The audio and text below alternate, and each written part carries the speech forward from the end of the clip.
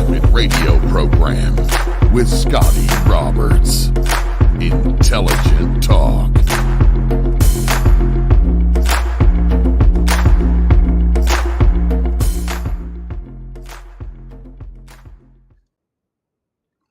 Greetings and felicitations. Oh, I got feedback. Sorry about that. Had a little business that was needing some attention right at the last second before we started the show. So here we are.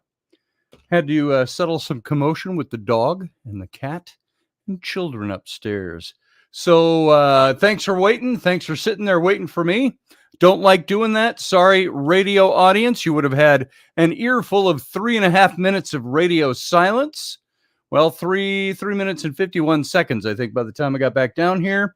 So my apologies to everyone who's sitting there waiting.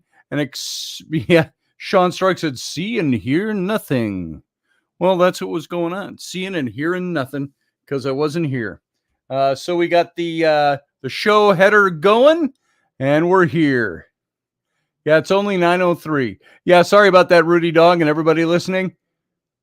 That make yourself larger. I always do, Steph. You know, here I appreciate everybody that reminds me of that. But I've got it this way for the stragglers who come in. I figure for about the first 5 minutes, I like to leave the graphic up just in case there's anybody coming in that has not had a chance to see what the show is about. And so I keep myself kind of minuscule in the background or over off to the side. Rudy said, I thought maybe it was because I'm stoned and I might have missed it. No, that's not it, Rudy. Sorry to say. I know being stoned could be a lot funner than some things. But yeah, I'm only saying that, Steph, not because you said something, but because you're probably the 10th person who said something like that to me. Now, does that mean I've never forgotten to take it down? No. It just means that I like to leave it up for a few minutes just as we start introducing the show so people know what's going on. If there are any newcomers to the show tonight, sorry that we had a little bit of a late start. It wasn't even a technical thing. It was an interruption that took place that I had to wrangle upstairs. And so now that is wrangled and all is peace and well, we're going to move on with the show. Welcome to the Intrepid radio program. I am your host. I am Scotty Roberts. As most of you already know, this is my show, and it broadcasts over on the radio station. That's Subspace Odyssey Radio, and you can find that at odysseyradio.com. And that's O-D, it's spelled differently than the actual word, O-D-Y-S-Y radio.com. Go on over. You can hear this show in its audio format only. And you can hear archives of this show every day from the previous night. And you can also join us over on the YouTube channel. It's youtube.com/Scotty Roberts. And when you are there, you can listen to this show. Join the chat room live, which is going on right now. Good evening to everybody. I might as well take a few more minutes and say hi. I like to do most of this in the pre-show. But since I had to wander out before the pre-show was done and start a little late, I just want to say hey to Steph. Good to see you, Steph. I'm larger than life as always. She says, why, thank you. You know, that's a topic.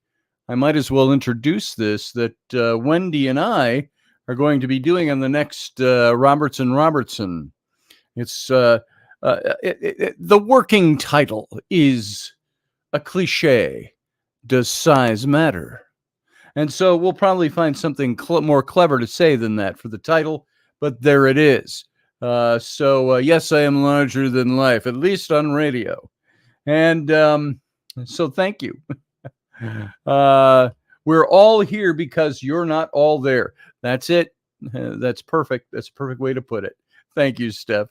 And Rudy Dog, welcome to Rudy Dog. Good to see you here. Rudy Dud Dog. Sean Stroik is here. Jason Patrick is here. Who else have we got? Oh, that's it so far. I think my slow start may have curtailed people coming in. Well, let's just get it rolling then, shall we? You can also see the show, by the way, over on my Patreon page. It's playing there right now. You can see it there as a rerun. You can also join my Patreon page for as little as $4 a month. And that helps support what we do here and will hopefully help us in the long run do things that help us expand this show even more. So I'm going to remove this graphic now. Boom, we're going to go full size. Now I'm larger than life. How about that? We'll put the banner up, and I think we'll be ready to rock and roll in style here right now. Where'd it go? There it is. Boom. All right.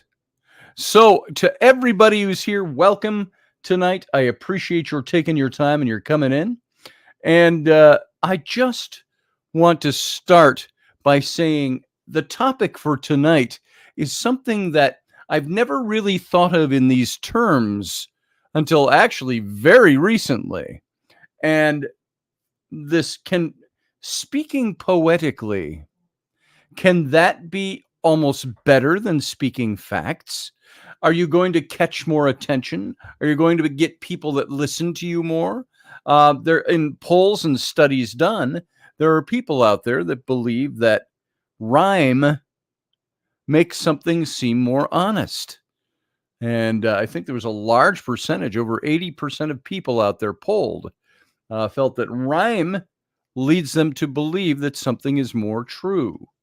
And so I wanted to explore that with you guys a little bit tonight. It might be a topic you've never really thought about before, and maybe one that you might say, can you really make an hour-long show out of that, or now 45 minutes long, out of a topic you could talk about in about 3 minutes?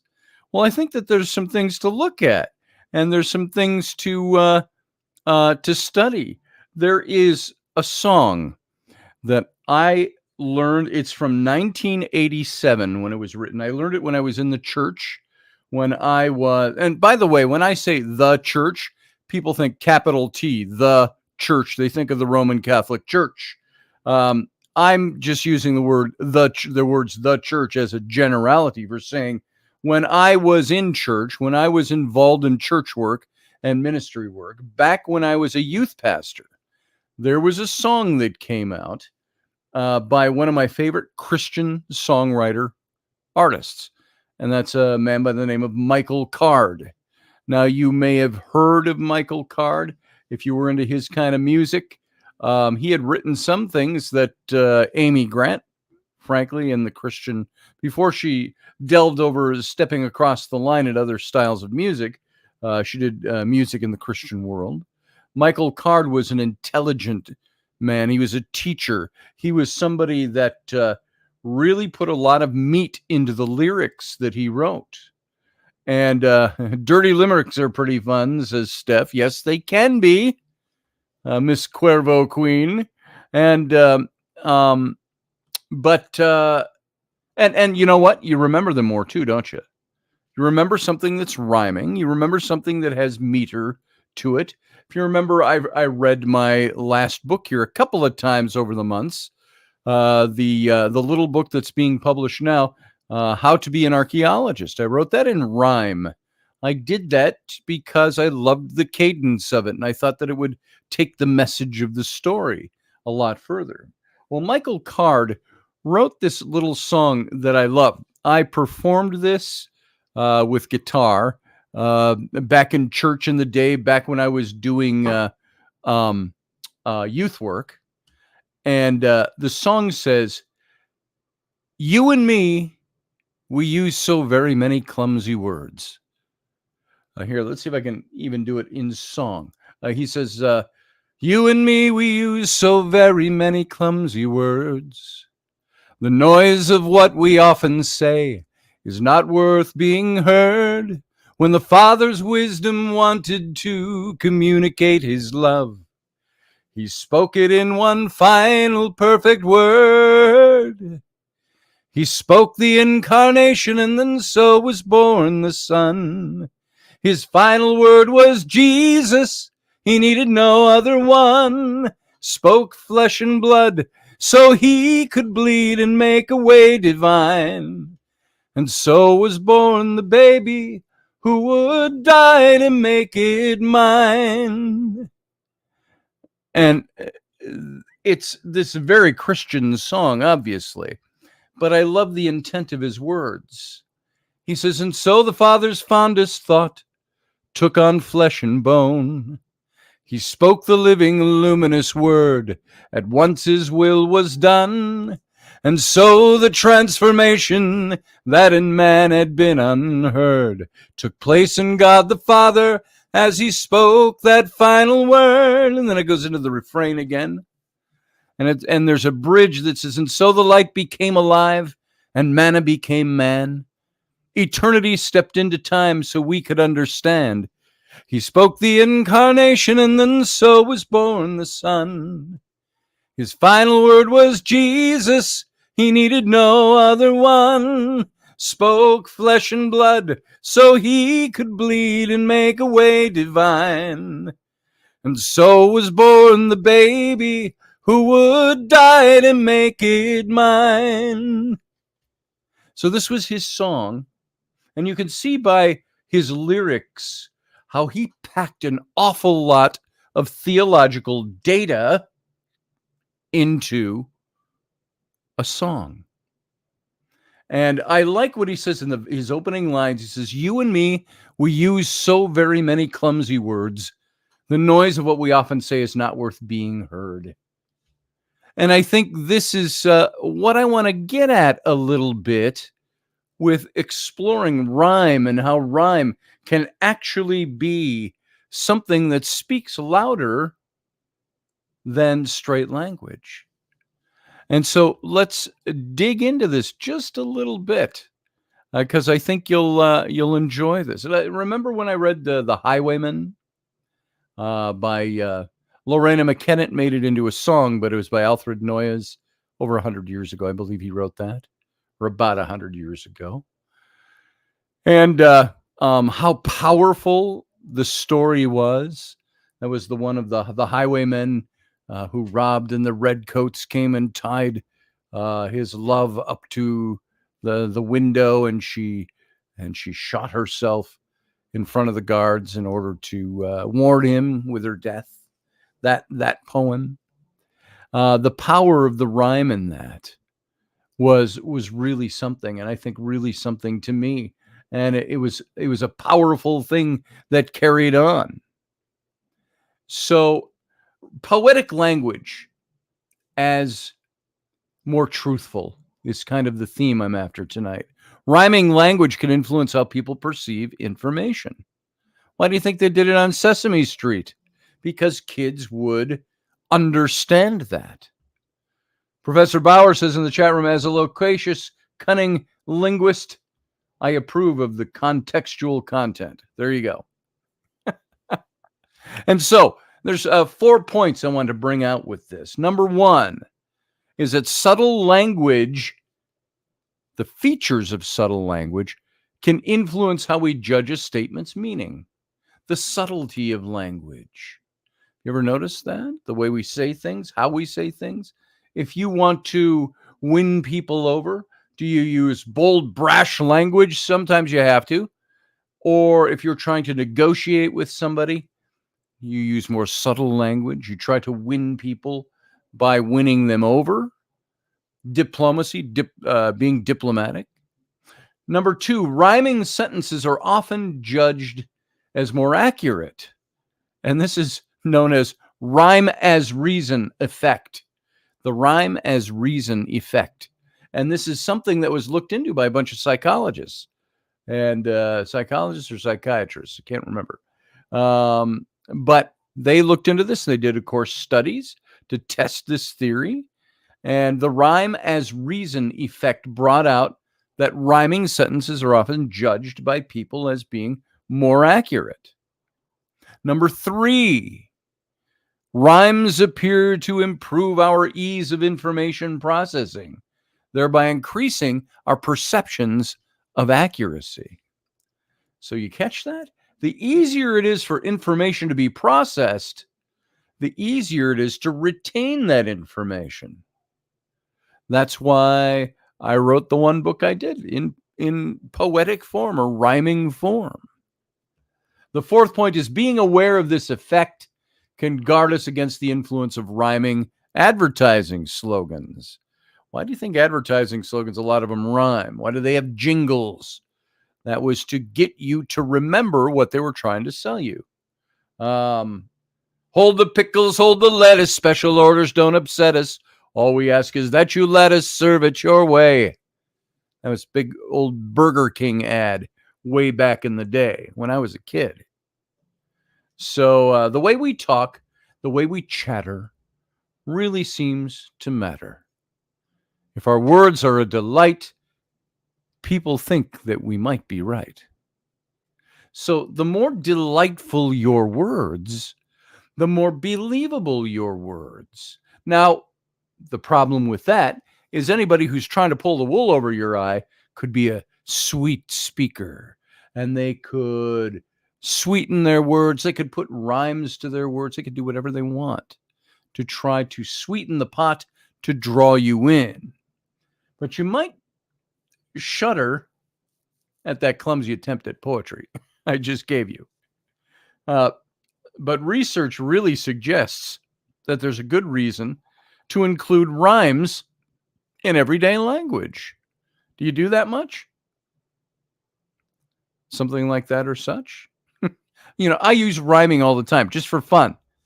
Just for kicking the pants. I do it when I'm serious. I do it when I used to be a really big study of William Butler Yeats and his poetry. And I wanted to speak the way he spoke. There was someone that approached him once and said, and if you don't remember who William Butler Yeats is, Yeats was the poet laureate of Ireland back at the turn of the last century, 120 years ago. And he was approached on the street once, and somebody said, "How are you today, sir?" And he says, "Not so well, I can only speak in prose today." So sometimes rhyming is where it's at. Not as a going concern. Oh, don't go into his office. He always tells you something in a rhyme. Or as Steph said, a limerick. There once was a man from Nantucket. And so you might think that our choice of words matters for how we're perceived. And you know what? You would be right. And sometimes if you include rhyming words, people might look at you funny, but you might gain a reputation for keeping people's attention. The importance of language becomes evident when looking at names and terminology, which carry surprisingly strong meanings. For example, recent research shows that the language used to describe health threats can affect people's memory and their risk perceptions. And the words that we choose can influence how well our listeners take in new information. On this show, the words I use, I have to watch what I say or think about what I say or how I deliver it, the tone of voice I use. If I am fun and if exciting is a good word to use, you're exciting to listen to, doesn't matter what the message is right off the bat if you draw people in by the way you speak.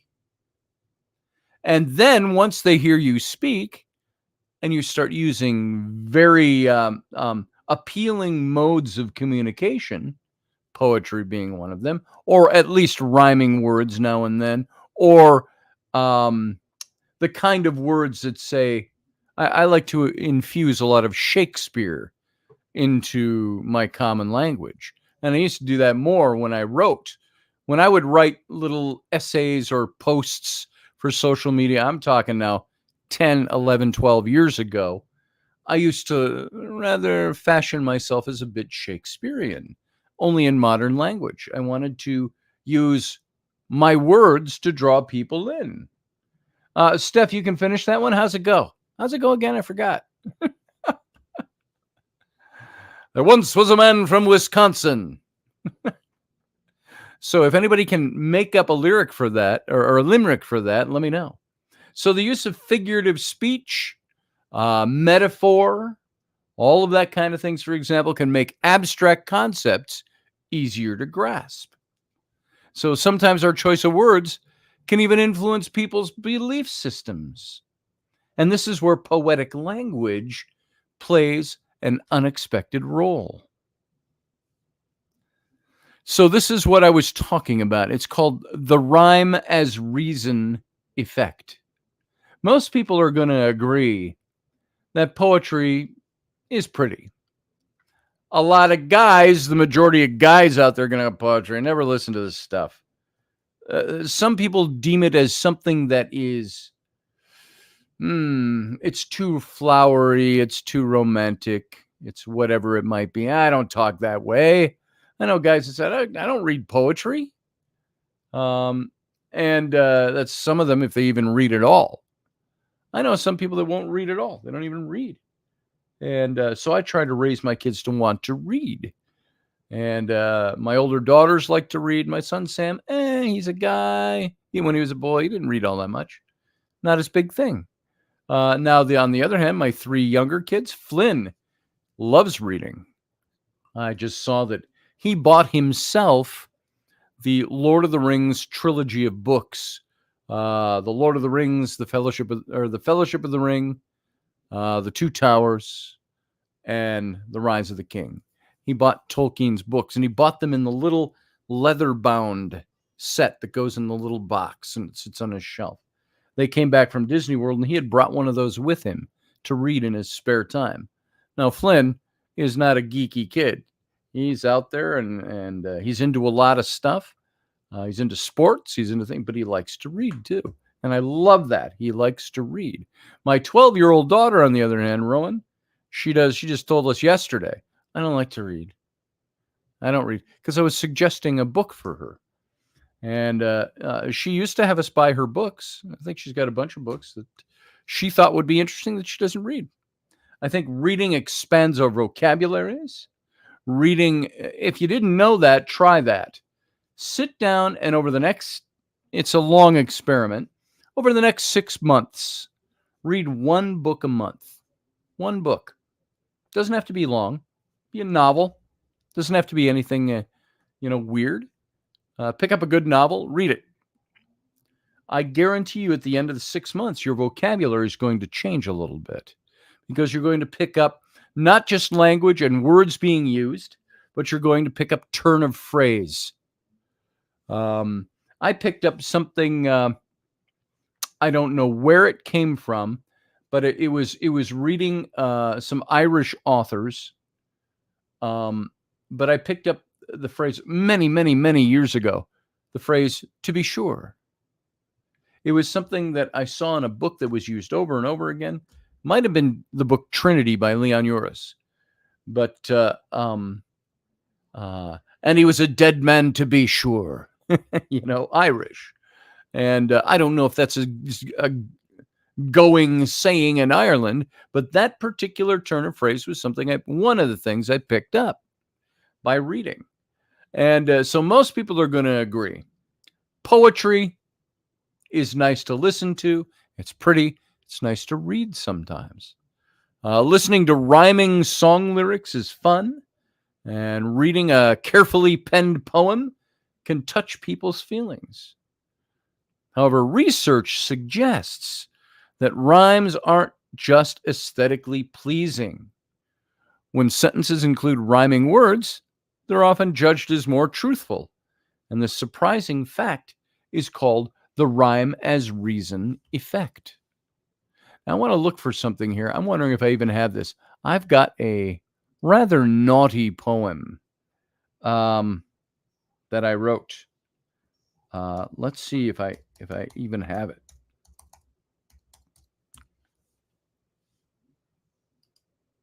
Let's see if it comes up anywhere.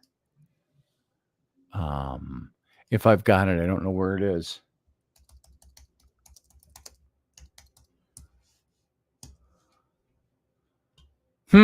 It might not be here. I might not have it anymore. I may have just spared you from maybe there's something embarrassing to me or something where people go, I can't believe he's reading that on air. Let's see. It's called Ode to. Hold on. Wait for it. I wasn't planning this to. So let's see if it's in here. Ode comes up. Let's see if it's in here alphabetically. I'm looking because, damn it, I'm now set on wanting to share this with you, and it's naughty. Let's see. Oh, look at that. I don't think I have it. Try one more thing.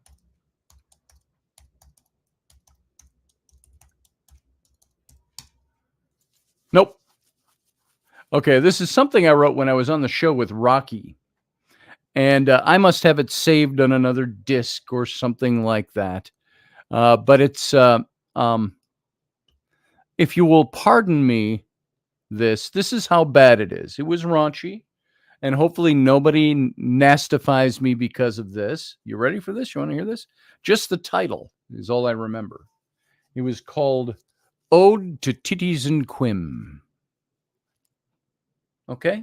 It was a nasty, not overly nasty. It was done in very flowery language. You would have thought me a cunning linguist by listening to that. Ode to Bubes, says Steph. Yeah, it was something like that. And I'm going to take one more look, one other place, because I do remember opening it once and saving it, but I do not, for the life of me, remember where I did. Some of you might be good. Say, good, I hope he doesn't find it. Let's see. Ode. Nope, that's not. That's not it. That's not it. Okay. I'll try just the one keyword and see if it comes up. Nope. It's not coming up, folks. Okay. So it's on a disc somewhere. That's all. So you've been saved for the night from that. I will, I think, probably find that and read that to you at some time in the future. Tonight just would have been the perfect time. I don't remember anything about the rhyme, but it was a gloriously artistic way to talk about sex. And the way I said it, it was, I think we read it on Rocky's radio show 3-4 years ago. Something like that was when I wrote that. And it was something in rhyme. And I have noticed that if I want to write something and I want to say something quick and I want to get it out there, I can write in rhyme very quickly. Sometimes if I'm writing like for this book, the archaeology book, I would have to have thought through a couple of things to make sure that it was something that was palatable, something that I could publish.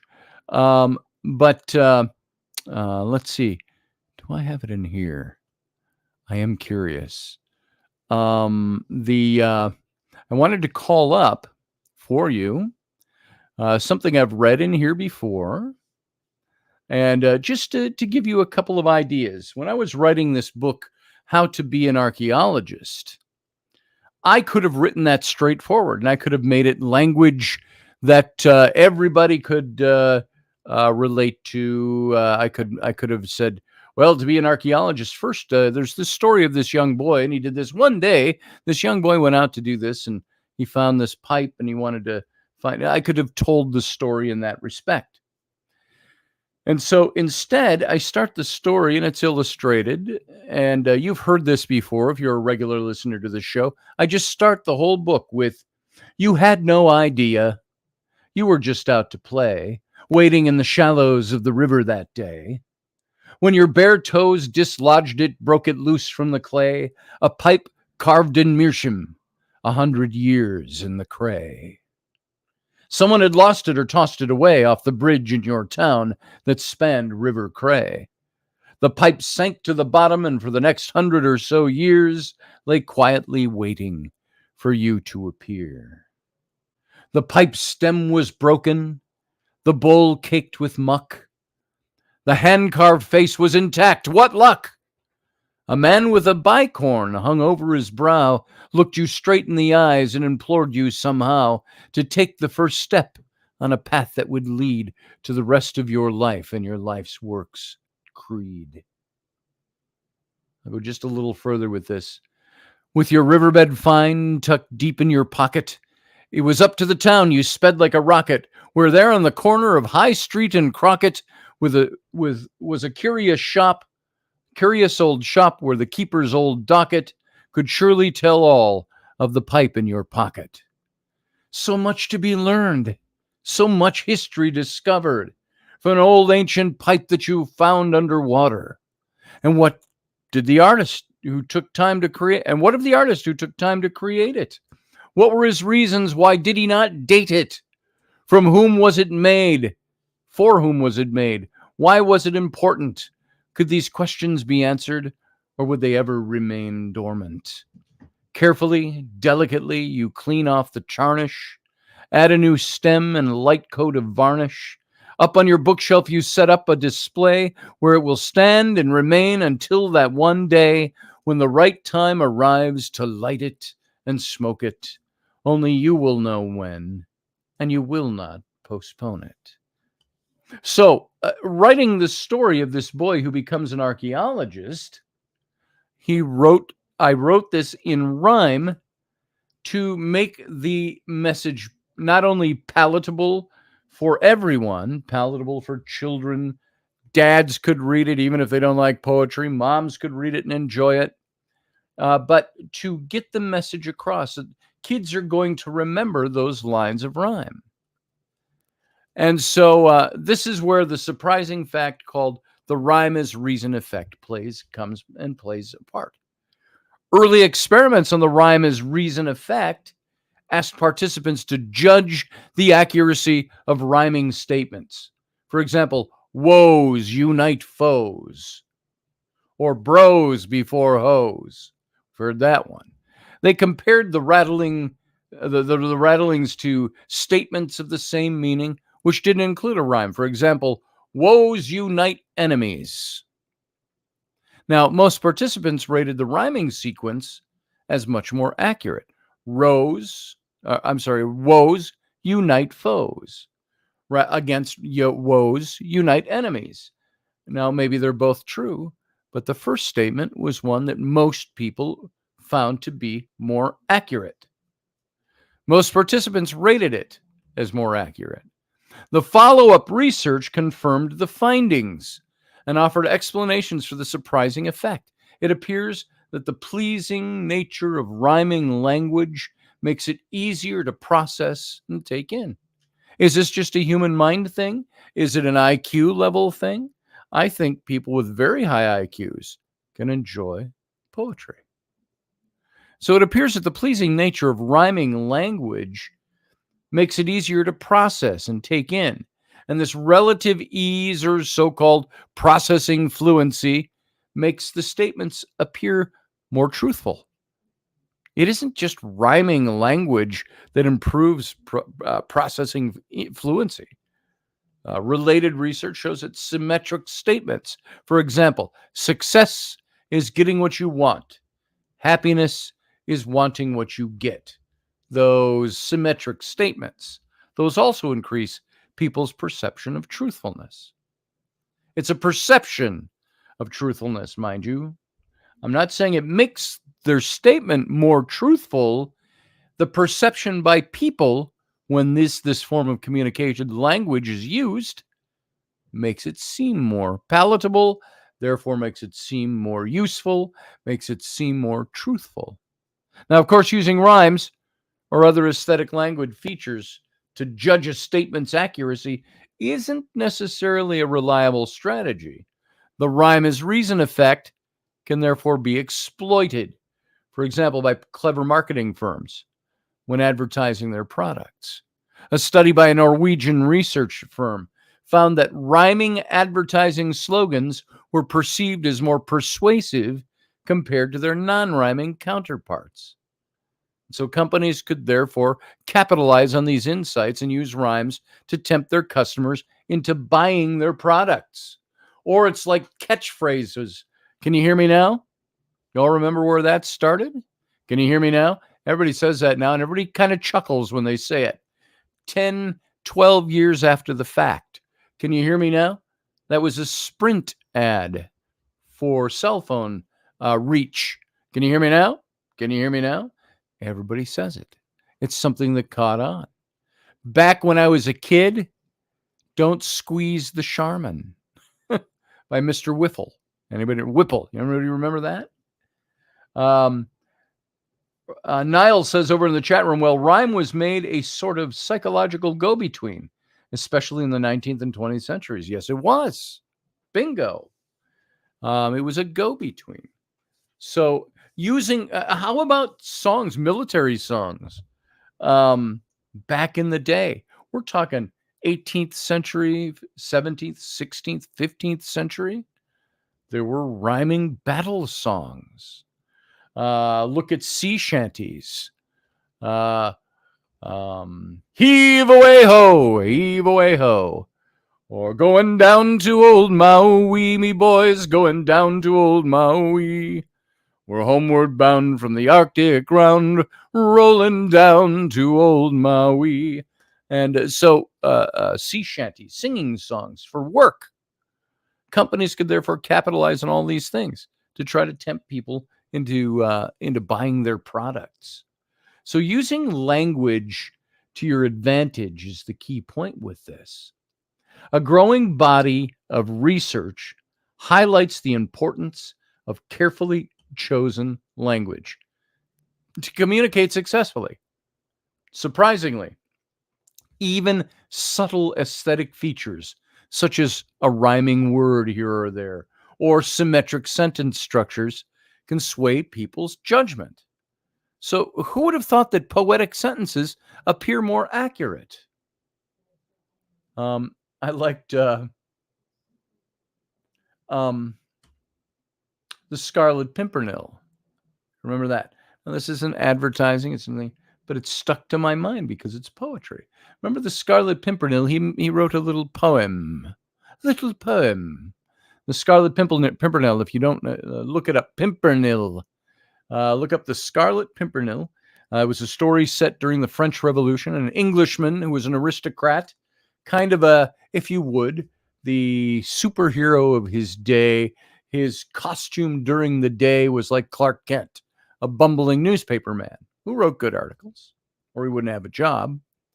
But he was really Superman. Scarlet Pimpernel was a fop. Oh, with the white cake makeup and the little dot here, the beauty dot. And he has a cravat that he ties.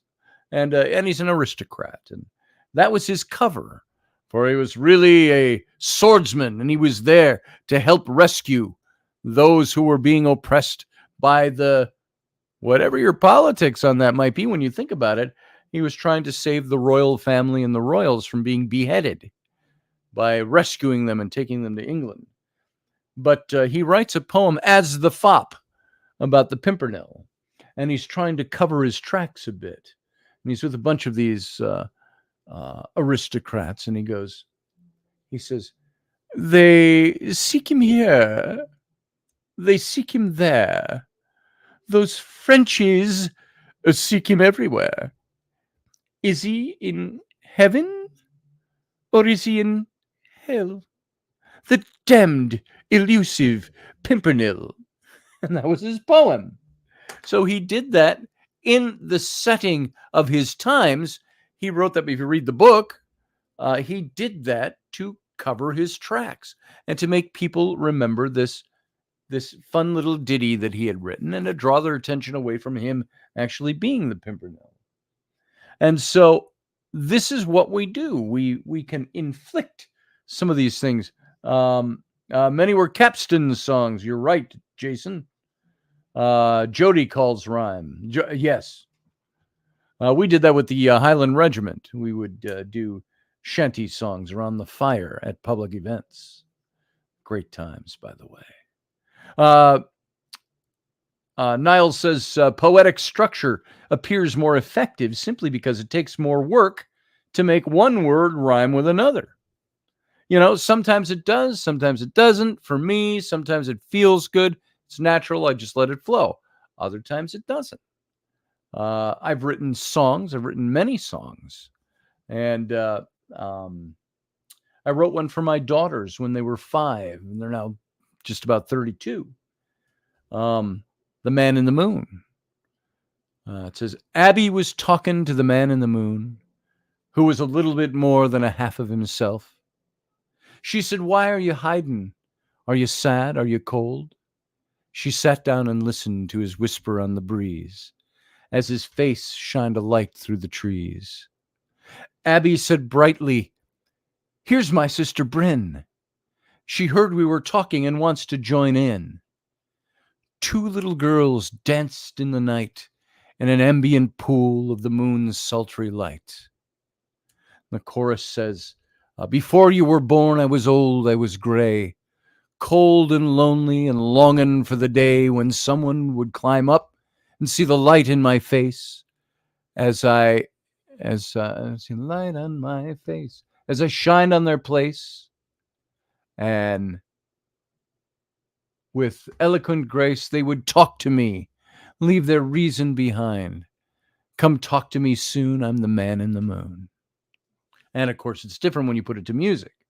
So you can say so much more sometimes by placing rhyme together. I had written that, and I quoted this not long ago, that one song that was religious. It was very much for my youth group.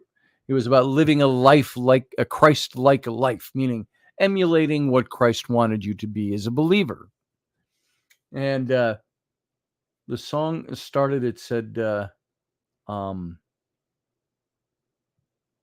I don't remember how the actual verse goes off the top of my head, but it said, the chorus said, "If I could walk upon the water, if I could see you stand before my eyes, or hear you speak to me like Moses heard from within your burning bush disguise, would I really gain your power and never disappoint you, Lord?" And then it goes on from there. There's more words, and I can't remember it all. It's been years, over 30 years since I wrote that. So we know about this rhyme as a reason effect, and the power of words more generally provides a strategic advantage. It might help you spot the effects of carefully designed adverts and commercials. And indeed, simply remembering to differentiate between a sentence's aesthetic aspects and its meaning might be enough to guard against the effect, especially when it's used to try to sell you something. Additionally, you could use your knowledge or of effective language in everyday communications. For example, with children, most kids enjoy rhyming sentences and song lyrics. "I will not eat that green eggs and ham. I will not eat it, Sam, I am." They remember that. And as a bonus, rhymes might be a persuasive teaching tool. It's a time to switch up. Never-ending repeats of wheels on the bus go round and round, round and round, round and round, with a rhyming song about the goodness of broccoli.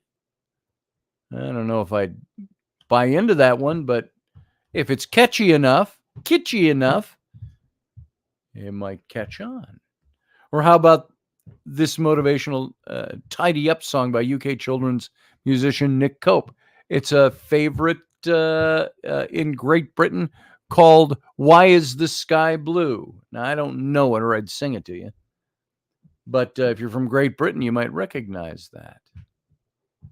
So this idea that rhyme as reason is one that plays off, Rush Limbaugh used to say, words mean things, in an advertisement that he was doing for, I can't remember the name of the product this many years later, but it was a product that you'd listen to on tape while you're doing other things, like learning a language. It would teach you a new word every day, kind of thing, and expand your vocabulary. And the idea was that the better your vocabulary, the better somebody's going to perceive you, unless they perceive you as somebody who's really trying to push the envelope on purpose.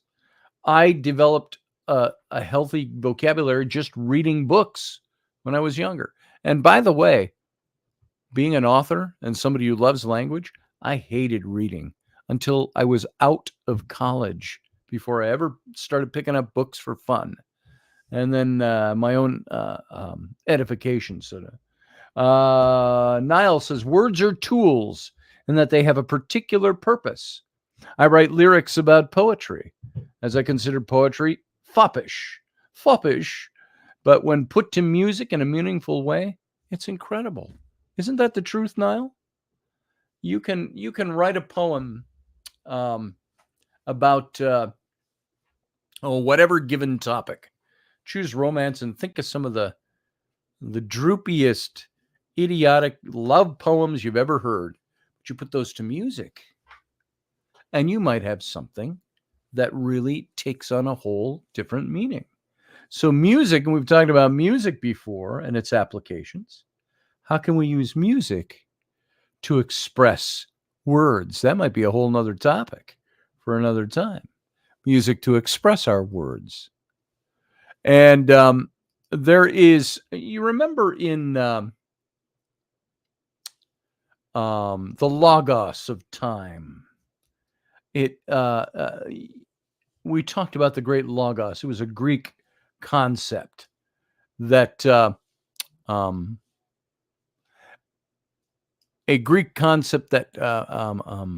I trying to say with this?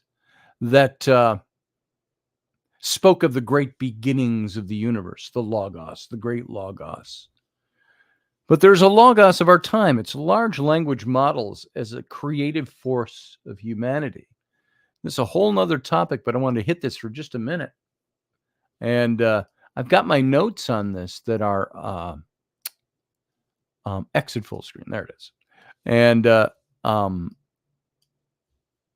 I've got my notes on this that I want to pull a couple of things out of before we finish this topic for the radio, which we've only got about 4 minutes left. Early narratives underscore the influence of speech and words in shaping perspectives and creativity. The invention of writing systems was crucial for advancing human communication and thought. And AI and large language models are pivotal in enhancing creativity and innovation. So the evolution of human language has been inextricably linked with our conceptualization of creativity and even creation itself. And this narrative, which spans millennia, is enriched by an ancient concept of the Logos, a term embodying the principles of reason, word, and order. And in philosophical and theological context, Logos represents the fundamental creative force, an idea that invites us to ponder whether language, with all its complexity and nuance, is not merely a product of creation, but also a catalyst for creation itself. Language being the catalyst for creation itself. And that language is a fundamental creative force. Like Niall was just saying, you take a poem and put it to music. The work's been done on the poem. Now take the extra work and write the music. And look what you've got. It's a creative process to create something that's amazing. So a fundamental creative force is the way we say things, the way we express. And we're entering this kind of cognitive era in humanity these days. And it's propelled by large language models. We stand at this unique moment to explore the enduring connection between the emergence of language and the profound notion of the Logos. Notice how the creation of creativity is embodied in a word that means book, basically, or words, logo, Logos, and the boundless creative potential behind it.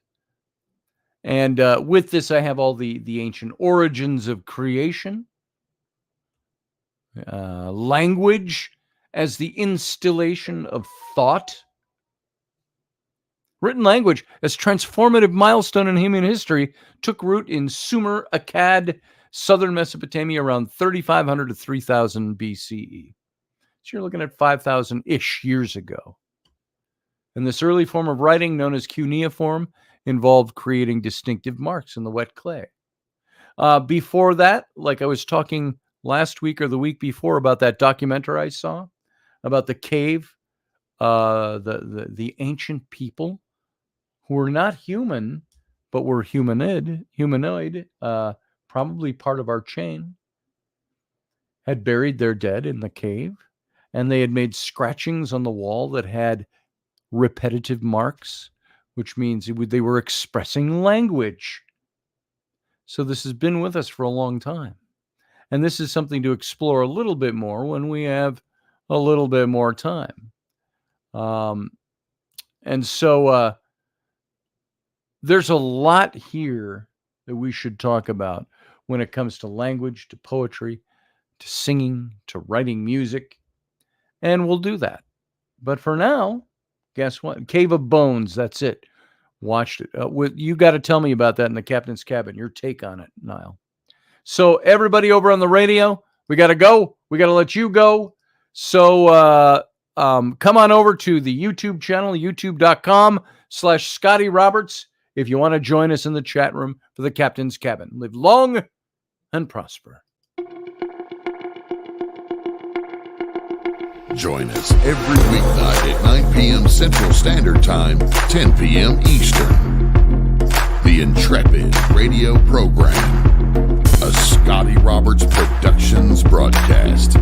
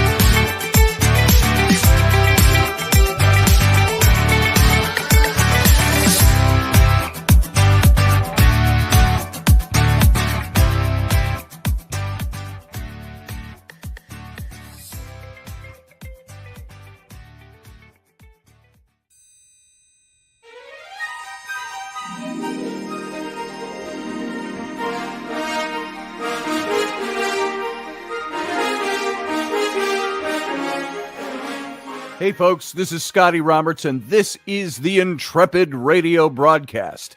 I've been broadcasting for about 20 years now, covering such topics as science, politics, the paranormal, weird science, weird world history, archaeology, and the paranormal. Everything from ghosts to cryptids to creepy things that go bump in the night.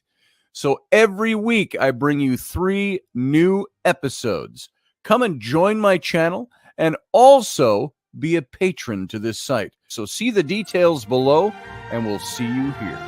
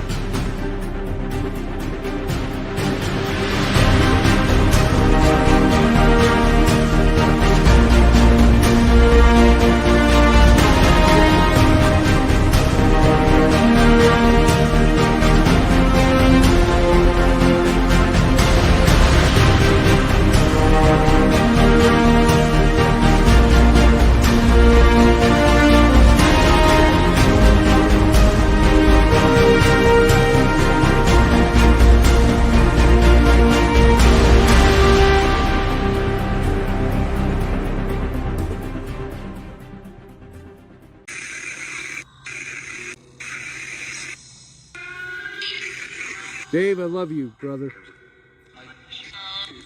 I miss you too. I miss you too, I heard. Yep. Did you guys hear that? I heard that. I miss you, Dave.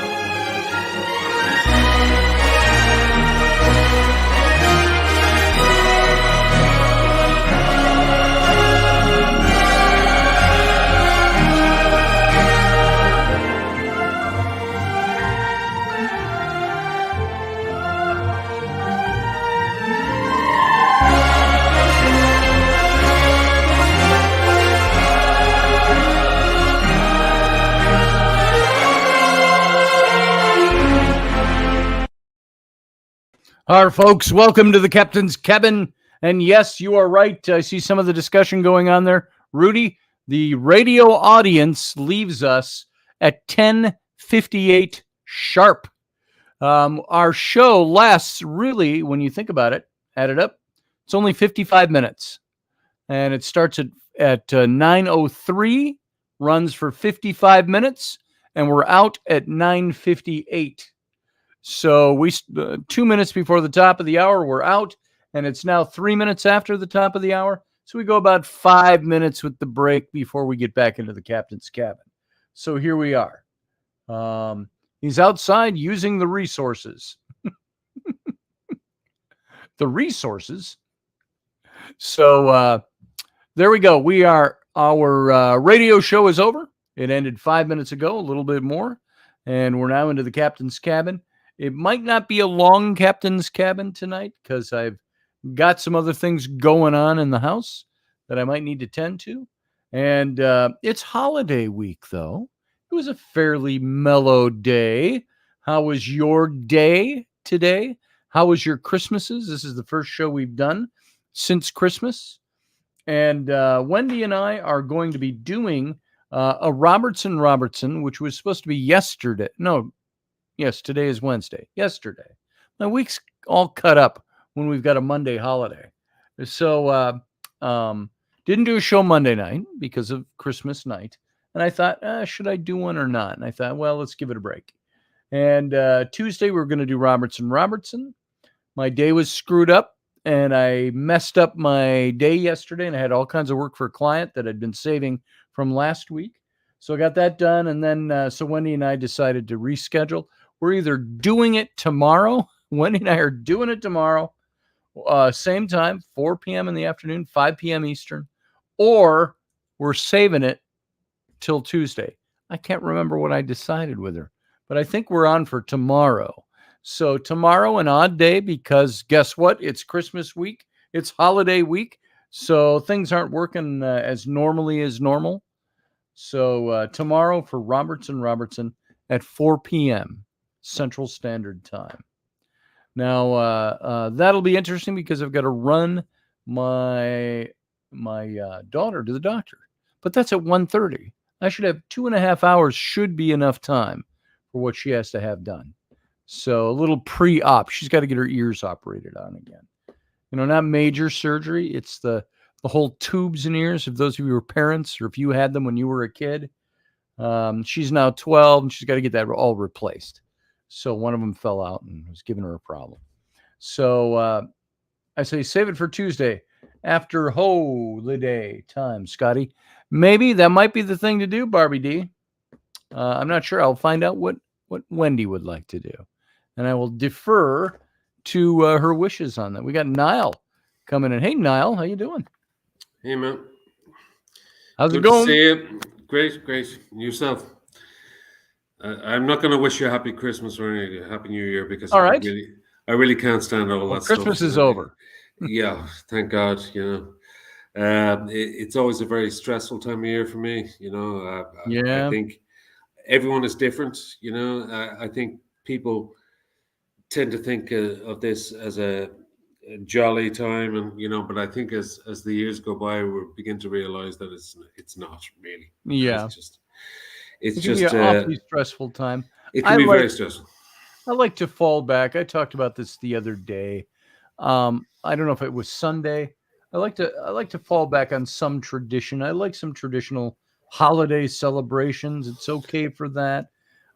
If we could take all the trappings of stress and I got to do this and I got to be there and I got to buy this and I got to buy something for everybody. If we can get out of that mode, that's better. And I think we've kind of done that around here in our household. Yeah, Even I think what I mean more so than anything else, Scotty, is that the zeitgeist, for yes, want of a better word, is changing. I think I might have yes, alluded to this in earlier shows. It's kind of changing as the years going on. People are not really on board with the whole Christmas thing the way they used to right. be. Even children aren't really, that excited about it, because of It's weird. Yeah. the environment that they're living in. Everything is at the touch of a button. Everything is there for them anyway.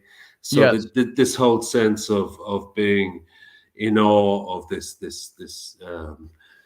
big red man from the clouds, with his reindeer. I Yeah.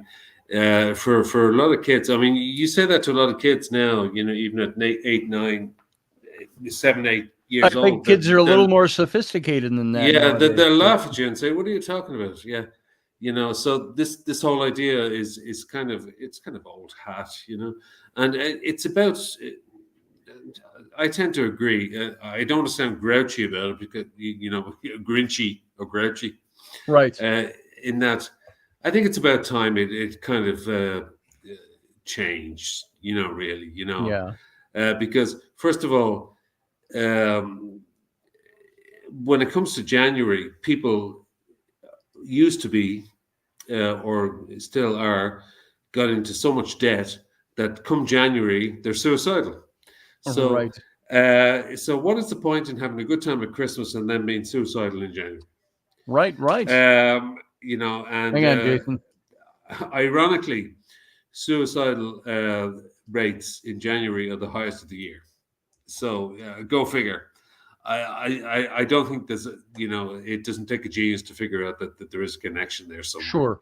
Now, something I said the other day was that if you want to celebrate Jesus' birthday on Christmas, be my guest. Go ahead. Not my deal. What you do. I don't have any problem with Jesus' birthday linking at people. I'm an historian, so it drives me a little batty. But at the same time, I go, if that's where people, the church, the religion wants to choose to plug in a celebration, I said, it's like celebrating my son's birthday, Yeah, which is in August. We're going to celebrate it in April this year. yeah. Do something, take a nice trip for your birthday. We can do whatever we want. But I see your point and I understand your point. Is there is a time where it's like, have we reached a new paradigm with this? Ought we be I think so, Scotty. changing things? Uh, Hey, I, Jason. I, Hey, I, what's going hey, on? Jason, how you doing? I think it is time to Doing you well. know to change the way we bring up children, especially when it comes to Santa and the red-nosed reindeers and the bloody the whole nightmare scenario that introduces, Yes. of and the financial stresses and strains and giving into this fantasy for the sake of keeping the children happy. I mean, we've all heard the old adage of kids spend more time playing with the boxes than they do with the actual toys that they Yeah. get on Christmas Day. Yeah. So I do see that amongst my nieces and nephews, and my friends' children. They're not that pushed, about the Santa thing anymore. It's like we're not too sure. Yeah, Santa, yeah, he might have come, but they're not as excited. They don't like run down at dawn. Has he been here? Has he been here? We Yes. don't really see that anymore. It's like it's almost like they have one up on us. They're kind of like, yeah, we're going to pretend he's been here, but we know he hasn't been here, you know. So kids are very sophisticated these days, you know, Yes. because from a very young age they've been taught to be that way in this generation and the last generation. So yeah, so Jeremy here is mimicking, not mimicking. He's saying, because you're not mimicking me. He's saying the same kind of thing I've said before. He says, I want to keep children dreaming and happy at all costs. The world will be shitty enough when they have to deal with it. I used to say a long time ago, back in the 90s, when I first had my kids, I said, I want to maintain my children's innocence as long as possible. And if that means I'm going to tell them a big, bold, fat, juicy lie about Santa Claus, I'm going to do it. That's just one thing, you know, but lots of other areas where I said I want to maintain my kids. I'd actually bring Jeremy up on that and say, you know, if you want to keep your children dreaming and happy at all costs, the world will be shitty enough when they have to deal with it. Yeah. That means they'll be children all their lives. You know, well, you know, you have to be happy. This is your happy period, while they're children, know? I think is the idea. Yeah. I know what he means. Yeah, but still, it's kind of unrealistic in this day and age. I think you'd agree. It's kind of like to a certain. I got into an interesting conversation over on. I get sucked into these every now and then. George Takei's Instagram. The guy is a marauding activist, progressive activist. And everything that he writes down or his husband writes down or whatever it is, whoever's managing his stuff, is all so pointedly activist, anti-conservative and whatever, blah, blah, blah. Well, he wrote something about some guy who's a conservative who had other conservatives condemning him because he was gay. All right? And it opened up a conversation. And, of course, George's approach was not condemning him because he was gay. Yeah, making fun of him. Let's put it that way. Okay. And people were saying, well, you know, this. And I said, you know, from progressives, I said, here's my stance on this. I said, I wouldn't expect much. How was I putting it? The interpretation of these events might be different than you think. I said, everybody go look up the story if you want to get facts and not an activist point of view. And we got to talking. There were guys right away, of course, condemning me. Well, you're obviously just a Trumper, a Trumpet or whatever. And, you know, all these insults start coming out. I'm going, well, we haven't even been talking about who I'm going to vote for or who I did vote for. What we're talking about is conservatism. And I said, I will guarantee you, I know more conservatives that don't give a rat's ass what you want to do when it comes to your sexuality. Mm-hmm. It's your business. And I said, it's not my business. I said, I don't care what you do. And I put overemphasized. I don't care. It's not my business. You do what you want. And you are free in this country to make that choice. I said, but put on the brakes. I said, up until the point where you want to foist that on my children. And I said, if you want to teach my children that that's okay, I said, I don't want them learning about that. I said, I don't teach my third graders about heterosexual sex. Why should I be talking to them about gay sex? Why should I allow somebody else by the educational system in our country to talk to my kids about gays? I'm struggling a little bit, Scotty. Sure. What has that got to do with Santa? Nothing. It's a belief system. It's not. Yeah, it's not about talking Santa. About belief systems. Yeah. Keep up now. Come on, man. The belief in Santa. All of a sudden, we're on to sexuality. Yeah, and the only reason I bring that up is part of the show does. It wanders. It does wander. Yeah. It has wandering feet of its own. Yeah. No, but still, I want to hear your point about. I just go for the ride sometimes. I let my mouth go and I ride. Let's ride. Okay. Anyway, go ahead. So we got into this conversation, and it ended up with me saying, you know, there are certain belief systems that we put into play. I said, you can call the whole gender thing and trans and all that. I said, it's really a belief system about things, because scientifically it doesn't hold water. I said, it's a belief system about what you want to be, what you choose to be, or what you believe you were predetermined to be, that you had no choice in it. I said, I don't care. Doesn't matter to me. I said, all I want to do is not have somebody tell my kids what they should do. This all goes back to me talking about preserving my children's innocence. There's a certain innocence I want them to which have. involves telling them what they should believe. To a certain extent. Now, my 3 kids now, we never, maybe this is to our family's detriment. I didn't teach my kids about God and about Jesus, although I left it open. We talk about it. I've written things about it. I've sung songs. My son, who is now 14, when he was 4 and 5, 6, at bedtime, he used to say to me, Dad, sing me some songs about Jesus. I'd say, okay, because we talked about it. And there was one song that said, when the universe fell from his fingertips, he decided he wanted some fellowship, but the man and the woman would not submit. Look at all the theology packed into that. So he made a better way. When the moment was right, he sent his own son, who would open the way so that everyone could have hope and beliefs that when time was done, he'd be able to make us one. And the chorus said, to hear with my heart, to see with my soul, to be guided by a hand I cannot hold, to trust in a way that I cannot see. That's what faith must be. And so I sang him that song. I'd sing him songs like that.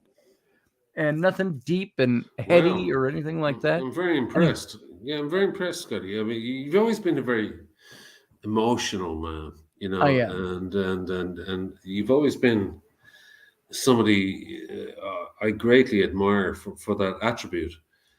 Because I certainly wasn't singing songs to my kids, like that at all. And if I was, it was probably something that was in my own head and totally self-absorbed. So it wouldn't have come across as a crossover song, you know, or something that you believed in and they could believe in, you know. So it wasn't, you know.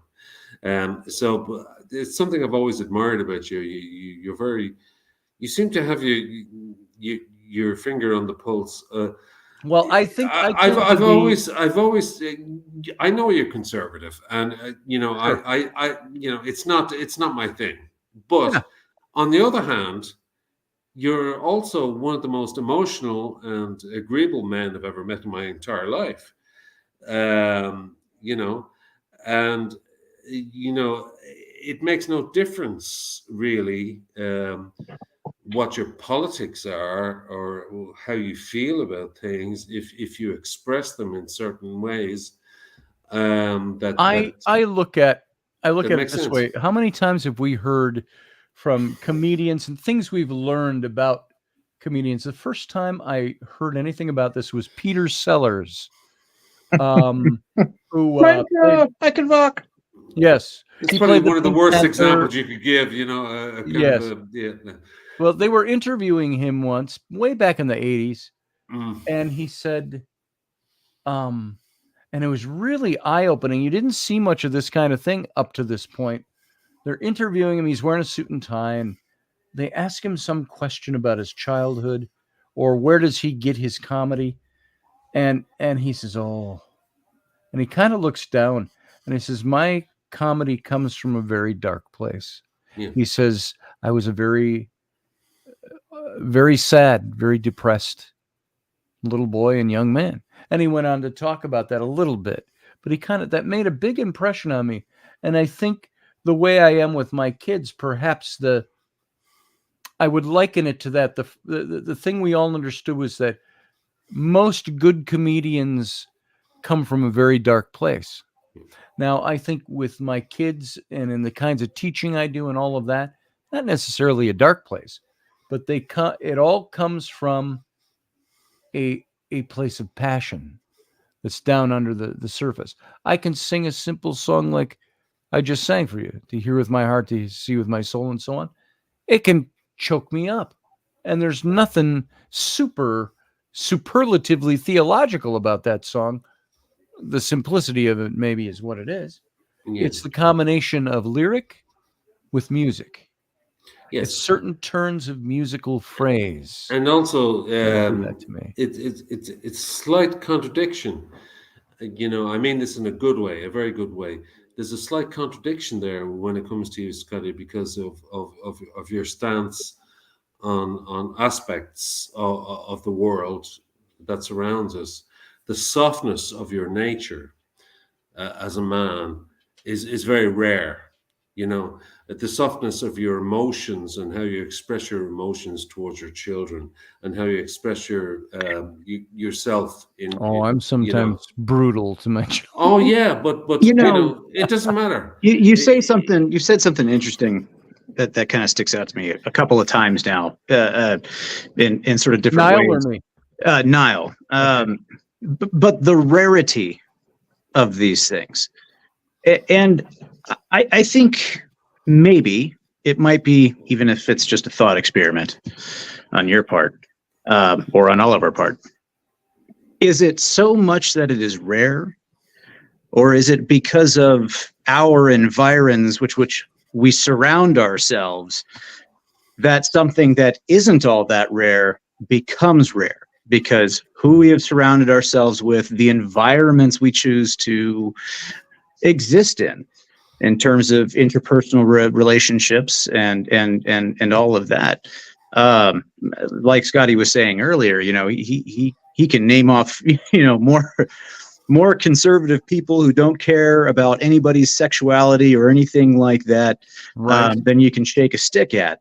But then you hop on to any of, the rabbit holes of the internet and social media, and what you hear is, the squeaky wheel getting the grease in terms of complaining about conservatives or people with a politically conservative leaning. And they're all stupid fundamental Christians. They all, hate this, they all hate that, da da da da da. Sure. When we immerse ourselves in environments where that train of thought, and from the other side too, not specifically that one, but you know what I mean. That train of thought is the persistent train of thought. It is. We are products of our own environment. I would say a beautiful example that I've been dealing with today. There's two of them actually. Probably the one I'll go with, because one deals with Christopher Titus, and some exchanges he and I have had on his Instagram page. But the other one really that I think is more illustrative of this is on a guy I follow on Instagram. He's a young first lieutenant in the Army, does all these Instagram videos. Some of them are very funny and very insightful. But he started ragging on, and I know I'm opening a can of worms with this one, but he started ragging on Baby It's Cold Outside. Oh, yeah. And the level of hate for that song, vitriol, and the absolute vitriol. But I don't. And it's one of those things where, and you talked about this earlier with context and with understanding and with language, right? Sometimes I worry about whether we're smart enough anymore as a society to understand nuance and context within language. But before we disappear down a rabbit hole, which now that Bauer's here, I know we're going to do. We've got Josh here too. I wanted to say, JB, just what I admire about Scotty is his emotional honesty. Mm-hmm. Mm-hmm. Okay. Well, and that's what I meant by that. So it doesn't matter what side of the fence you're on or what you believe in or right. you think you should be doing what or whatever. His emotional honesty, it just drips off him, in waves, his goodness of heart, his, all right. He's a little conservative for me. Wait for the lightning bolt. I'm sorry. There it comes. There's the butt.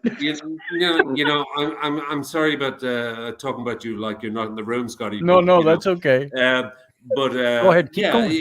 I'm not a Trumpist. I'm not a Trumpist at all. I hate that man.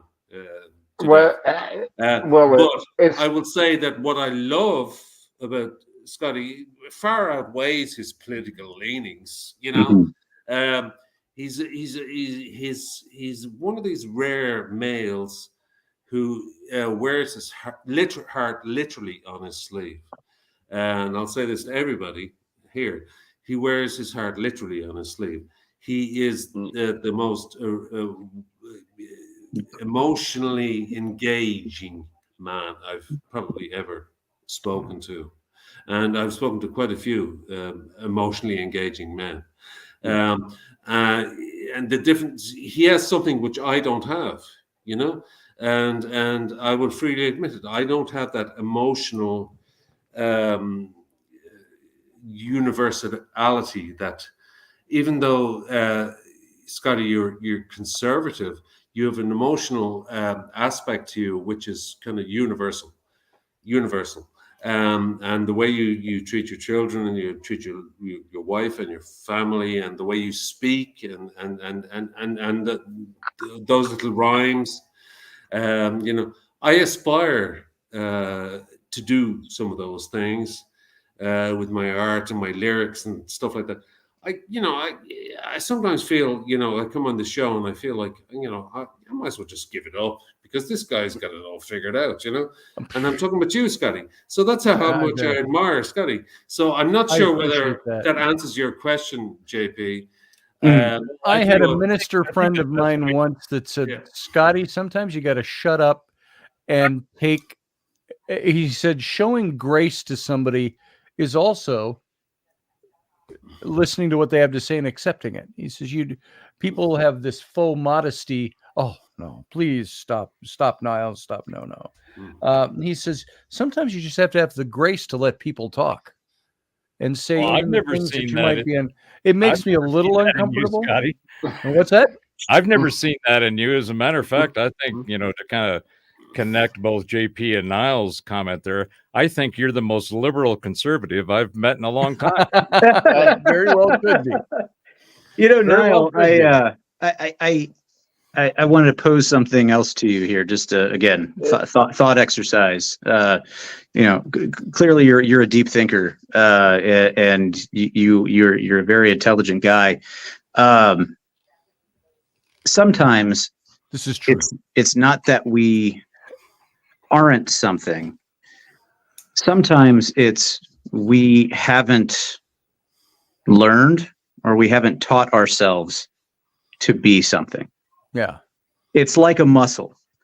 If you don't use that muscle, if you don't work that limb, it atrophies, or it doesn't develop at all.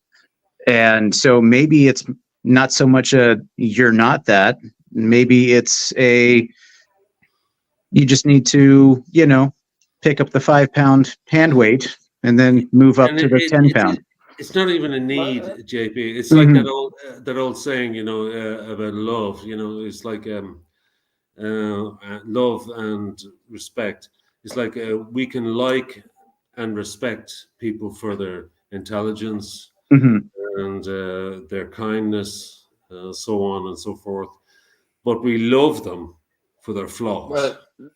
Well, I was just about to say, Josh, I was going to say, I mean, it comes down to basic morals. I mean, that's what it comes down to. I mean, you respect.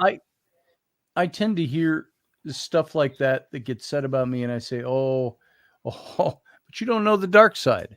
You know, there are times where, you know, we all have stuff.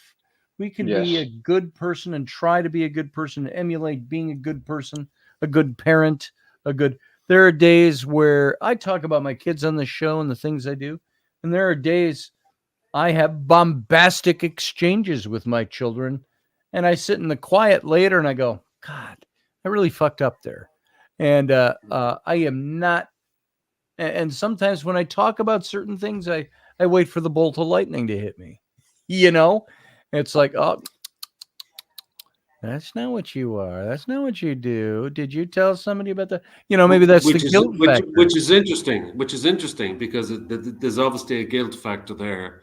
There is. And it could be argued, in your case, Scotty, that you're trying to make up for something, or to try and be a better person because of some earlier experience in your life, or it could be just who you are and how you express yourself.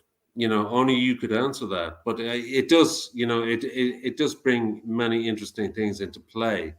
I thought tonight's show was kind of fascinating because you were talking about poetry and rhyme, and how we tend to associate poetry and rhyme with feeling better about ourselves, or at least, or at least trying to make sense of ourselves in shorter bursts.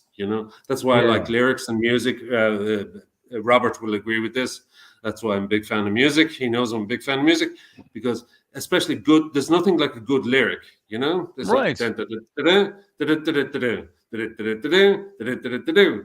it's like, wow, and if it's written well, it can blow your socks off, and if it's written badly, you can go, okay, whatever. He's not a great lyricist. So that's why I said the thing about in the 19th century and the early 20th century, there was a big emphasis on poetry, and some of it was a bit foppish and a bit over the top. Sure. And not very realistic. But good lyrics, are like good anything. It's like good pasta, It's like you'll appreciate it. You'll know it when you hear it. That's why it's like honesty. It's like I heard a song from a band, an American band, Molly Baron, the other day, and he said something about looking up at the sky above from the bottom of the hole I dug. It's a very simple couple of lines, but doesn't that speak volumes? It does. So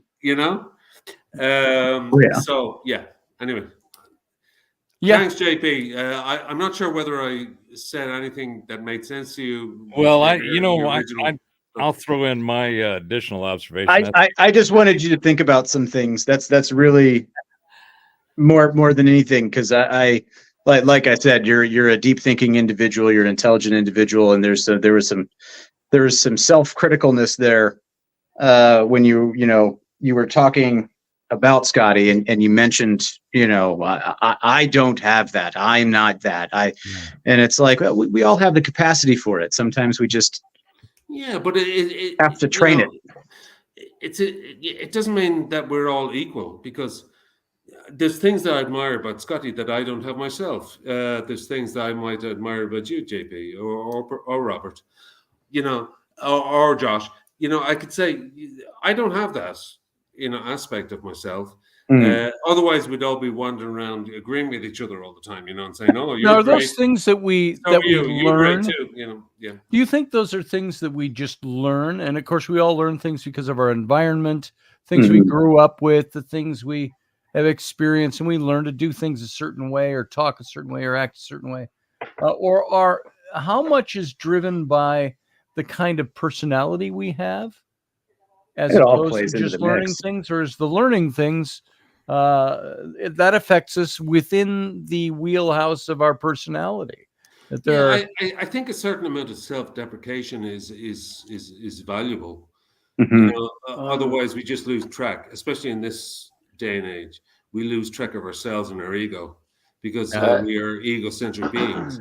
So we have to take a step back and go, well, you know what this guy is making sense to me.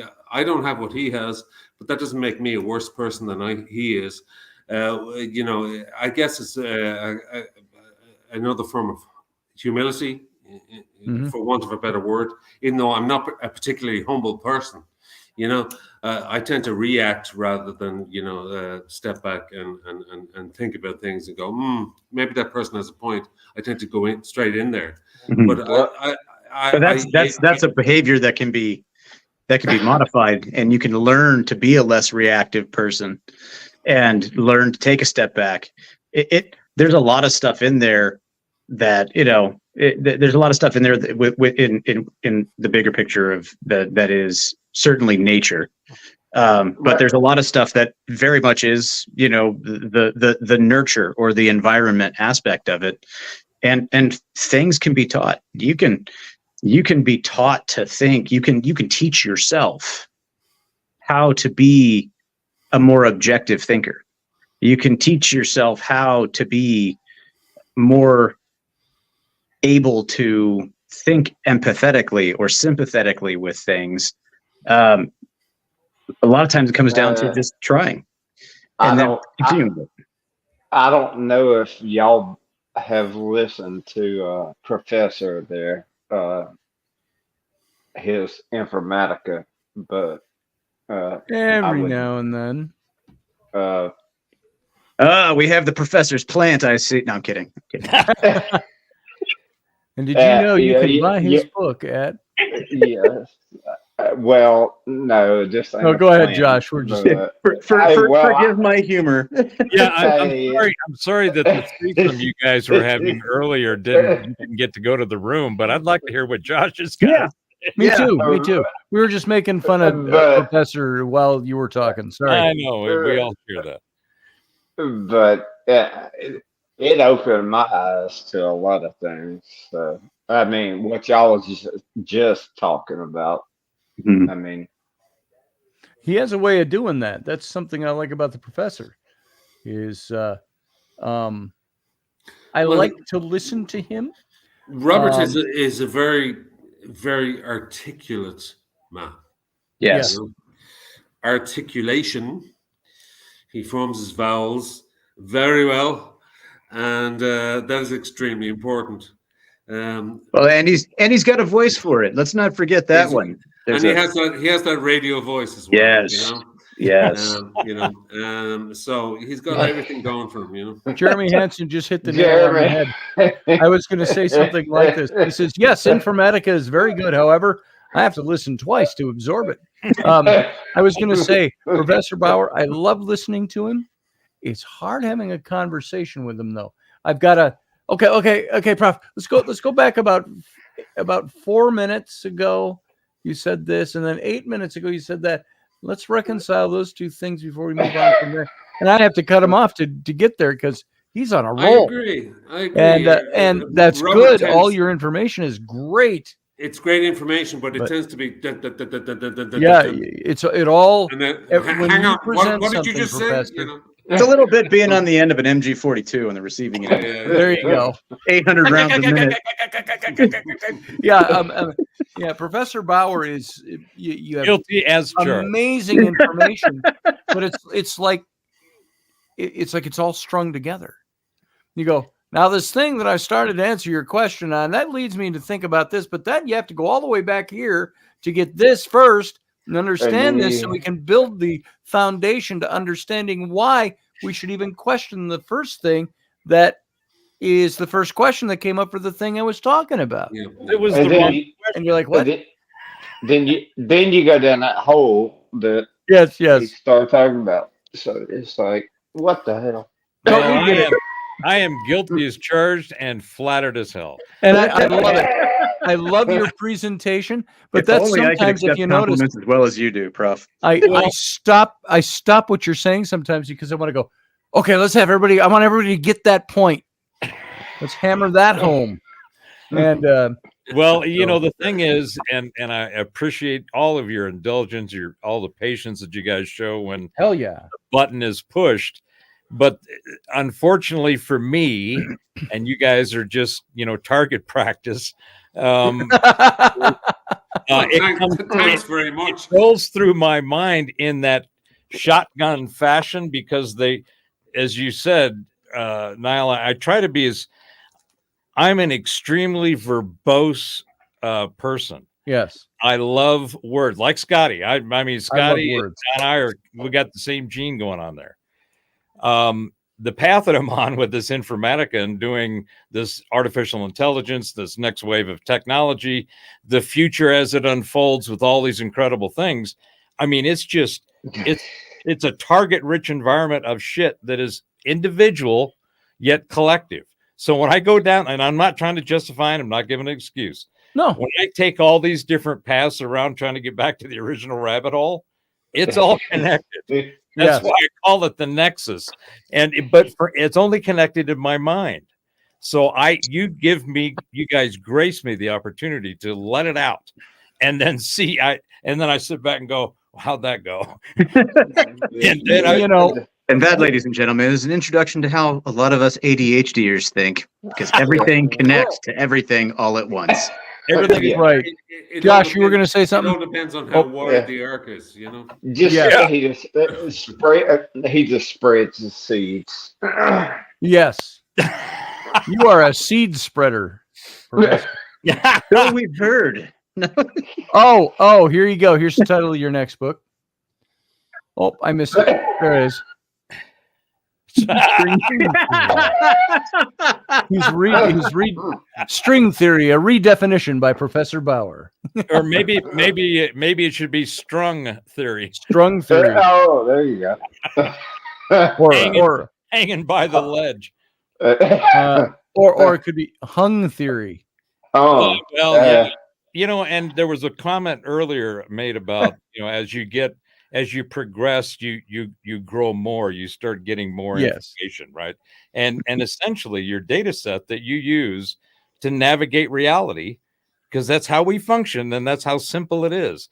All of this, it's a bunch of confused crap that people have put together about who we are. Who do we think we are?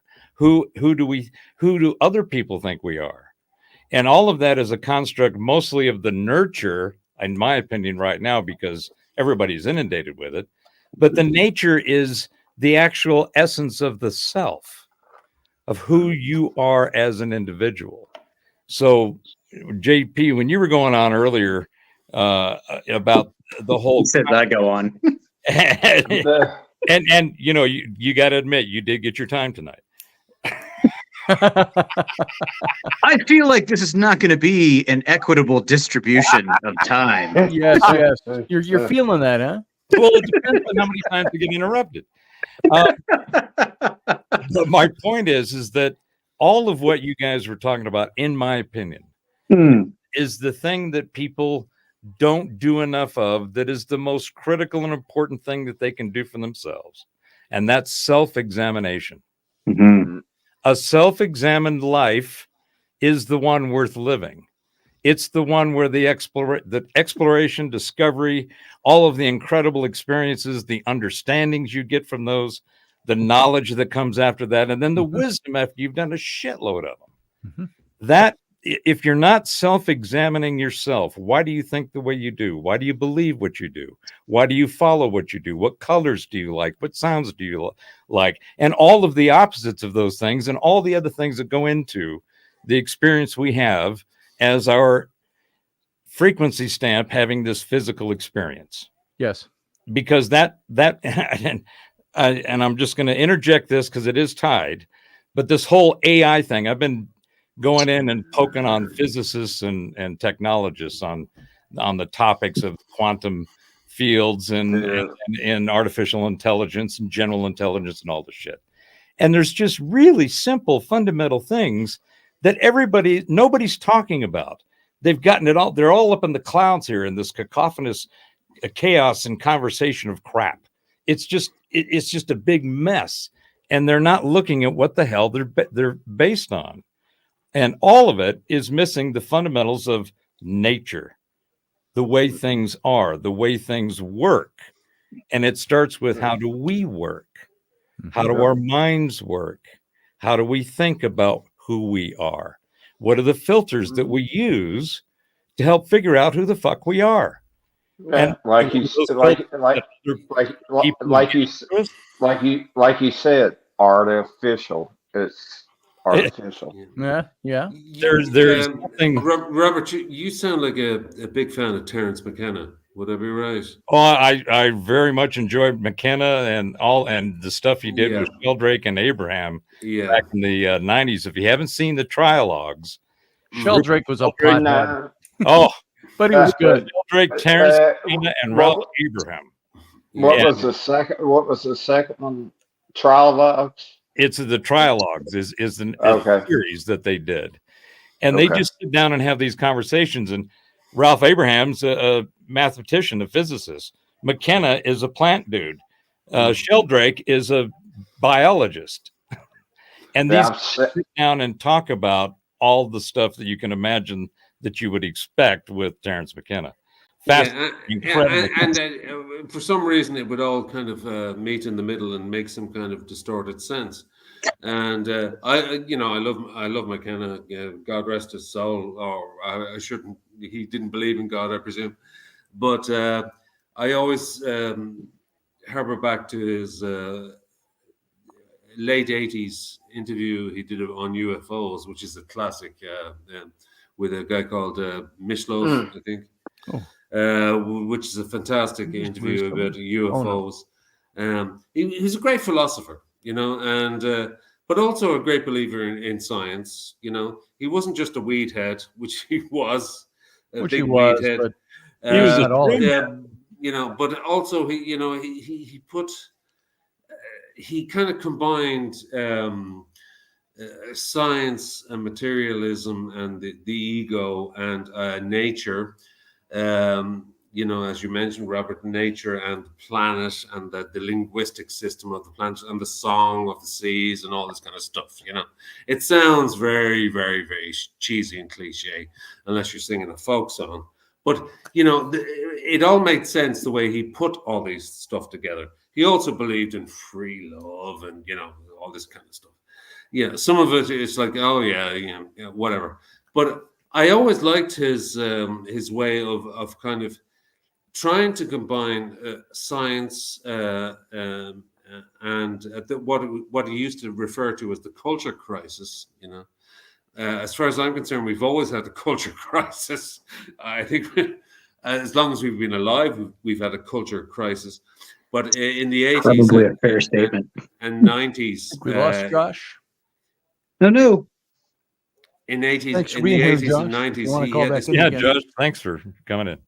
He had this big thing about the culture crisis, and he used to explain UFOs in terms of what Jung was trying to explain in 1953 in the book he wrote about things seen in the sky, that UFOs were a reflection of our fears about the future, but the shape of the craft represented our view of ourselves, our unformed and brilliant kind of view of ourselves and our fears, encapsulated into one. He's a big Jungian as well, So I like all that stuff. I mean, some of the stuff you talk about, Robert, is kind of over my head. I mean, some of it, especially the crypto stuff. I mean, forget it. I'm not talking crypto. It's just it's not my bag. Yeah, it's one advantage of being broke. You don't have to worry about those things. Yes. Anyway, go ahead. Oh well, the point that I wanted to make that I thought was the most important is that self-examination thing. Yes, Jeremy Hansen brought that up a little earlier about self-examination. And, I think it was Twain that said, if you tell the truth, you don't have to worry about remembering anything. Right. No, that was Judge Judy. Judge Judy. Yeah, sure, that was Judge Judy. Mark Twain also said there's in the introduction to, I think it was his own autobiography, he says, there is not a man alive, he says, who can write an honest autobiography, because there's always going to be something he holds back and doesn't want the rest of the world to know about his private life. And you know what, Mark Twain, I think he's very honest with that. Was that you playing Mark Twain on that episode of Star Trek: The Next Generation? That was me, yes. False. I knew you were a Trekkie head. I just knew it, JP. Oh, me? I just knew yeah, it. Hell yeah. And hell him. Yeah. Yeah. So I've been Big working time.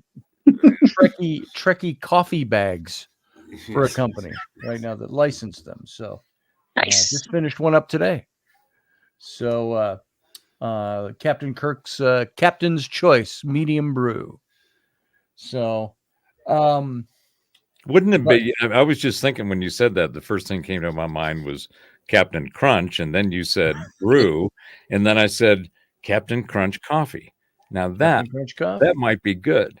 There might be somebody out there who already does that, you know? Right? Probably is. Hop on the Google box, man. Dude, I'm sure it's out there. It would not be something I would drink. I'm going to tell you that right now. I don't think I'd drink a cup of Captain Crunch if my life depended on it.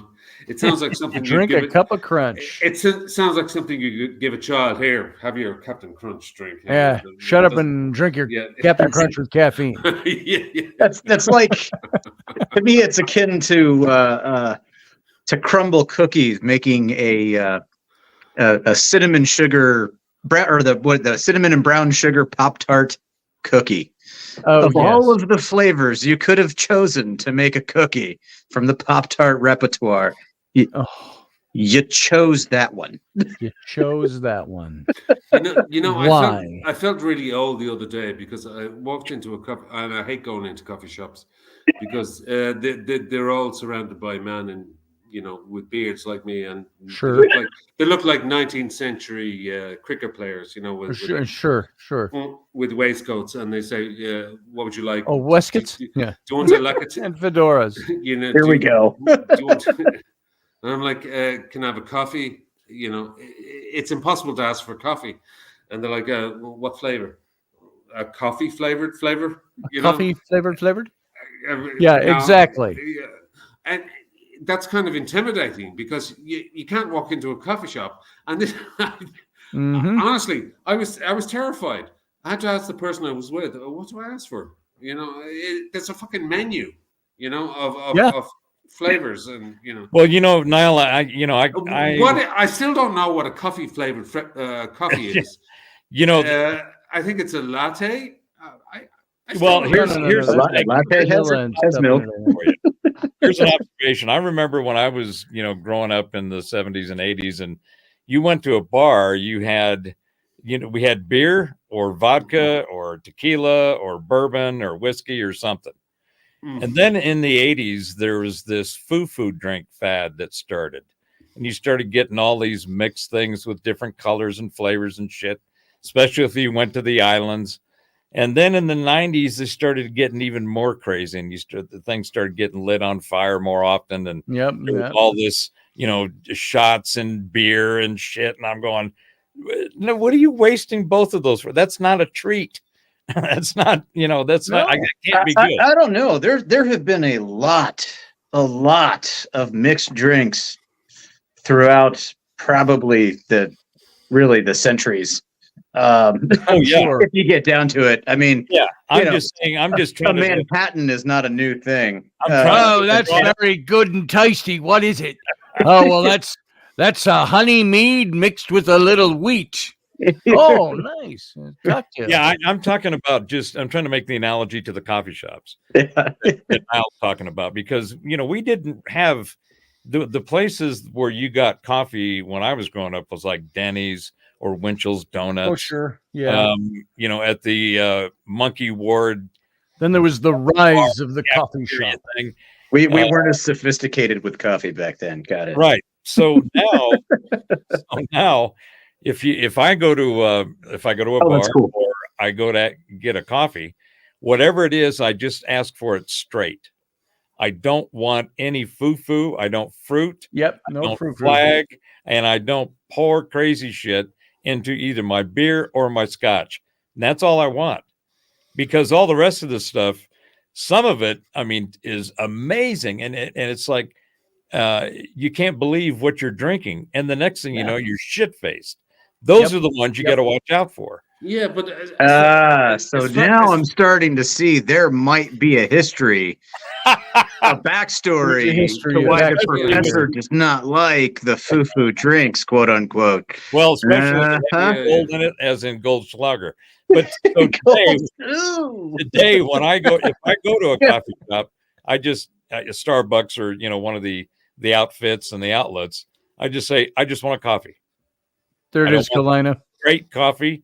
And I make my own espresso at home. So, well, there's a guy that does radio. Otherwise, they're going to try to sell me some crazy shit on the menu that costs 4 or 5 times what I want to pay, and has 4 or 5 more flavors in it than I want to drink.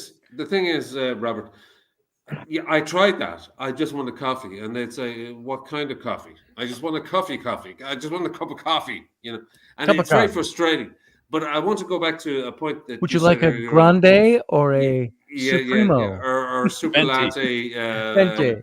I was trying to stay Spanish. multi mucho, Multi-mucho. a multi mucho with nuts, and Yeah. and honeycomb fragrance over, a cream topping, whatever the fuck. Double Dutch Yeah. chocolate with Yeah, sprinkles. exactly. Now they've got names like, do you want the ball kicker, or a ball swinger, or the ass kicker? And you go, I don't even know how that doesn't even sound like you should put that name on a drink.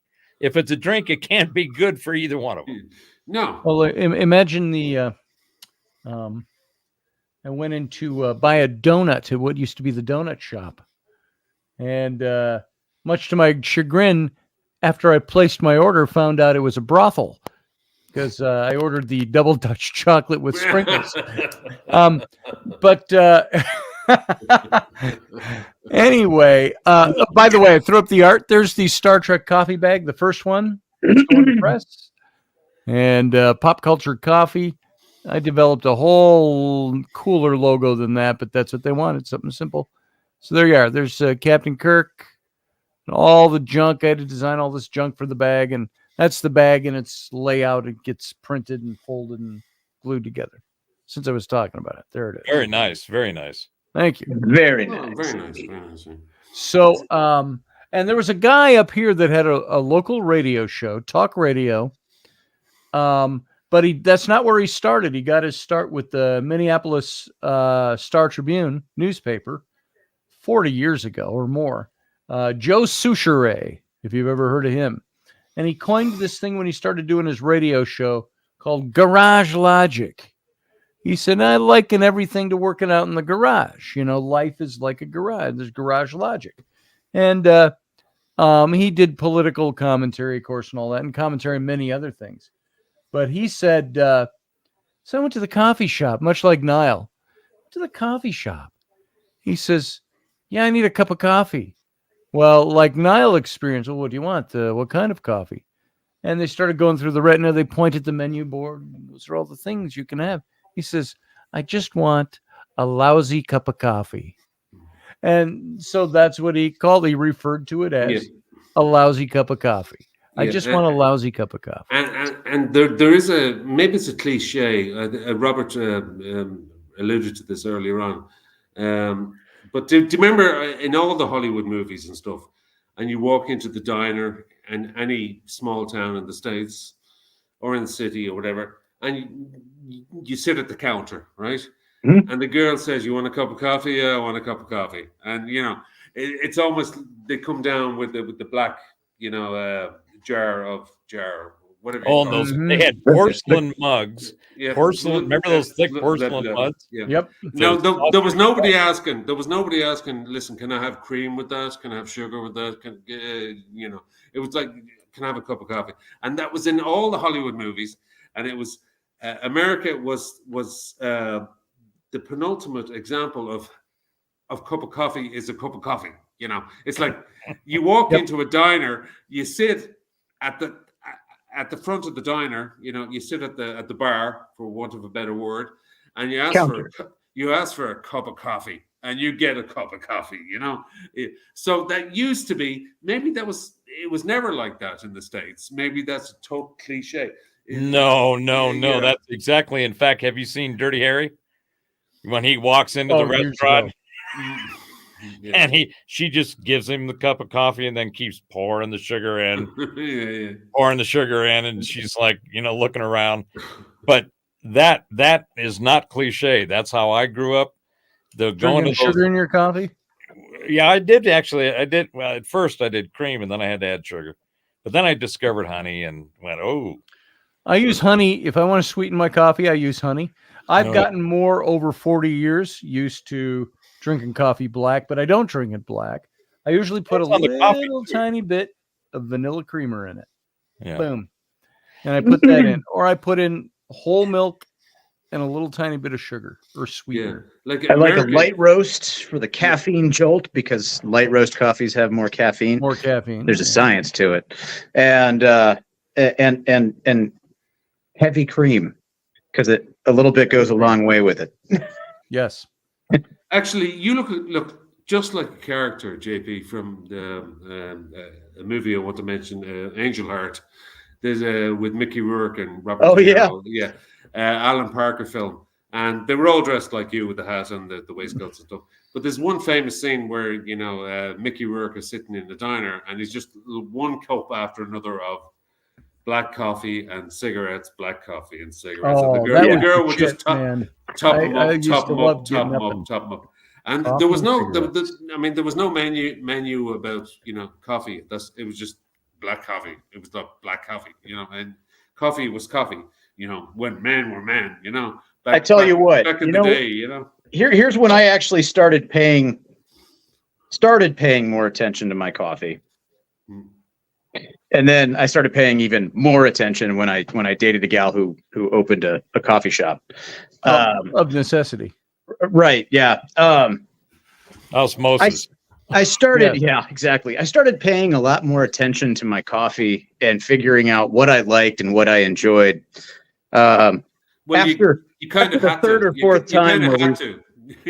well, it's after the third or fourth time when we weren't able to get coffee at the PX tent for the motor pool, and we had to stretch what we had. So it was dumping new grounds on top of old grounds that had been in there for like 3 days already because the wrenches needed to keep turning and we needed to be coherent. Yes. And it was about then where I started saying, this sucks. There's got to be more.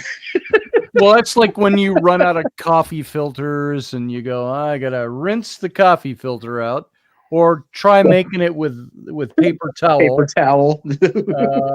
Or I'm out of coffee. Damn it, I forgot to go get coffee yesterday. And so you look at yesterday's grounds and you go, I could pour some hot water through that and it would still have flavor. I make it bold anyway. I like rocket fuel. Well, that's what I was going to say. It depends on the coffee, what kind of beans. I get there's a company I can't think Death Wish. Death Wish coffee is good. They're over at Sam's Club, and they've got finished a bag of that. They got the 4-pound bags of beans, and there's different roasts, and then you just grind it right there. So wow, you have that at one of your Sam's Clubs? I wish we had that at my Sam's Club. Yeah, it's awesome, and the coffee's great. That, Randall. If I have Folgers or some other stuff, I can always tell the difference in the coffee. Yes. But the point I wanted to make is that if the coffee's good, and I know how to do this, I are one, and I have done it. I do. I will run 2 pots through 1 4-cup filter of coffee, because I know that that first pass did not get all those coffee out of those. Not get all the goodness. Did not. And when you put 6 pounds of grounds in the well, this morning I did something I haven't done in a while. I made myself some French press this morning. Ooh, yeah. There we go. Right. You start with the bean. Niles over there just like, man, these dudes and this what are you guys even? You grind your bean coarse and you throw it in the bottom of the carafe. You got to let it bloom. You got to let it bloom in there before you pour the rest of the water in. You let it steep for 4 minutes minimum. And then you've got some nice bold coffee. I had some great coffee this morning. And you can't you almost can't beat French press for mouthfeel. Yeah. Just the way it's hard to say texture of a fluid, but there's a way that it feels different. Like the texture of. Yeah. So by the way, JP. Yeah. What the hell are you doing? Guess what he's doing there. And he's dressed for it. A hat. I'm making a hat. I'm currently sewing on a grosgrain brim edge binding, and I'm doing it by hand. You're a hat maker. Aspiring, fledgling. Okay, yeah. No, part-time. I was wondering, but I just saw the hand going up. He made the one he's wearing. The first few I minutes did make the one I'm wearing. Yes. yeah, I thought it was like some kind of issue that you had. It was like Niall. Really, what's going on is he's going to snip this clip after the show is up on Yeah. YouTube, and it's going to be on his Tinder. Yeah. Yeah, it's like it's like For the girls that he's handy with a needle. I mean, yeah. show me a woman that is not going to fall for that. Yeah, we're talking about coffee and psychology and philosophy and lyrics and poetry and JP is going like this, every 2 seconds. I'm like, what does that mean? Just make sure before you use now I see that. Now I see what you're doing. Yeah. If you're going to become a hattier ever full time, Jason. Yeah. You're going to become a haberdasher, Mm. and a woman attaches herself to you Mhm. because deep down, well, she likes you, but deep down, she also thinks this guy's going places. He's got something.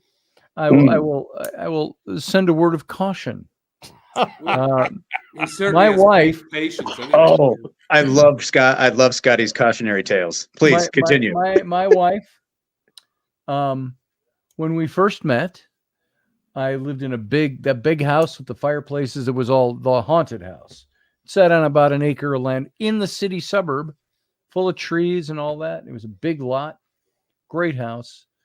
And we met and we started hanging out, and she would come over, and I worked for myself, and she's thinking, this guy has got his shit together. And she's thinking, no, she didn't marry me for my money. That's our joke now. People will ask her, well, why did you end up marrying Scotty? Well, I married him for his money. And they say, well, he doesn't have any money. She goes, oh, he was misinformed. So if you're going to pursue your own business, like I was doing, I was an illustrator, designer, writer. Well, the writing came in later, other than Tam. But I think she thought all those things equated to, this guy's got a fortune. He's all right. I like him. He's great in bed, and he's handsome, and he's modest. What was that? What was that he was saying earlier about Mark Twain saying that no man can be truly factual? No man can write an autobiography. So I never heard such a load of shit in my life. I'm sorry. I have to call it when I hear it. That's. I gotta call it. That's we need to find a way to do this in person. Yes, we do. I'm just saying, because these would be great. We've been saying this for years, but shit, man. Well, I have thought of sponsoring a trip to Ireland to go see some things in Ireland. There's Barry Fitzgerald who lives up there. That we were going to do this back in 2015. There's a few of us. Yeah. And we lost some. What did we lose? One of the guys who was supposed to be doing all the footwork for us in Ireland just kind of fell apart, and we had to eventually just cancel the trip. That sounds like an Irish person, yeah. We usually fall apart. Yes. Whereabouts are you now? I'm originally from Dublin, but I live in Galway on the west coast. Okay. Yeah, so so one place I didn't get to out there, facing the Atlantic, the full expanse of the Atlantic. Yeah, and the Galway is a fascinating space because there's a lot of strange people here, and I've been trying to keep sane for a long time now in this country, and I do like the Americans very much, even though I do slag them off as well at times, but especially for their politics and naivety. But that's another day's story. But I love the company of Americans because they genuinely seem to like Irish people, and they do. And you guys are all right. Vice versa, and we're like the Scots, we're kind of a slightly, or as we say when we're drinking, slightly drunken version of the Scandinavians, that's why we get on so well with the Swedes and the Norwegians. and the Danish, and and if you move past Scandinavia, we get on very well with the Finns, and that's why we all like heavy metal music. Well, at least I do, and that's why we have a very kind of darkly humorous outlook on life. At the best of times, and the rest of the time is just pure depression, and my friend Harvey married Tracy McCall. I says she was a scary old doll, a voice out of hell and a temper to boot, arms like a navvy and a face like dried fruit. Well, I bumped into Harvey back home last year, says I to him, you want to go out for a beer? Well, me sister's French cousin is over for tea. He says, something, he says, I'll just go for the one. And of course, the one, don't go for the one. Yeah, but you know what that means. That means you're out for the night. That you're out for the night. It's like exactly what that means. He says the one went down fast, the second did too. 3 or 4 more was a fine. How do you do? I tell you, looked at his watch and shrieked out with fright. It's 20 past 8. I've been drinking all night. Some of the best crack that I heard was in Clonakilty. Yeah. Yes. At Antioch Biag. And I was there, 2011, early spring, late spring, somewhere in spring of 2011 after I got back from Afghanistan. Hired a car, drove the whole island, stayed at bed and breakfast. And if you've never been, bed and breakfast in Ireland are not bed and breakfast like here, where it's a boutique bed. No, fucker, it's a bed and you get breakfast. Sometimes you get shredded wheat. It's nothing fancy, you get a bedside lamp, you get a bed, and that's about it, and you have to be perfect though. You have to be up, before 9 in the morning or whatever it is. Well, one of the things that's always fascinated me about the British Isles, right? The England. Oh, be careful what you say now, because England, Ireland, Scotland, and Wales, and that's how Robert started the war. All you donkeys over there. Okay, the one thing, and I've been to England. I've spent a lot of time there in the Birmingham and South, but never really got up to Ireland or over to Scotland. But I could not believe how culinarily disposed and suboptimal the food is over there. In Ireland? No, in England. Oh, like I didn't get to Ireland and to Scotland. I'm not a big fan of English food. Is the food in Ireland as bad as it is in England? No. Have you never had champ or Colcannon? It depends. If you're in the major cities in England,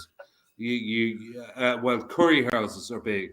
The Indian immigrants, and they can be good, but they can offer you slops as well.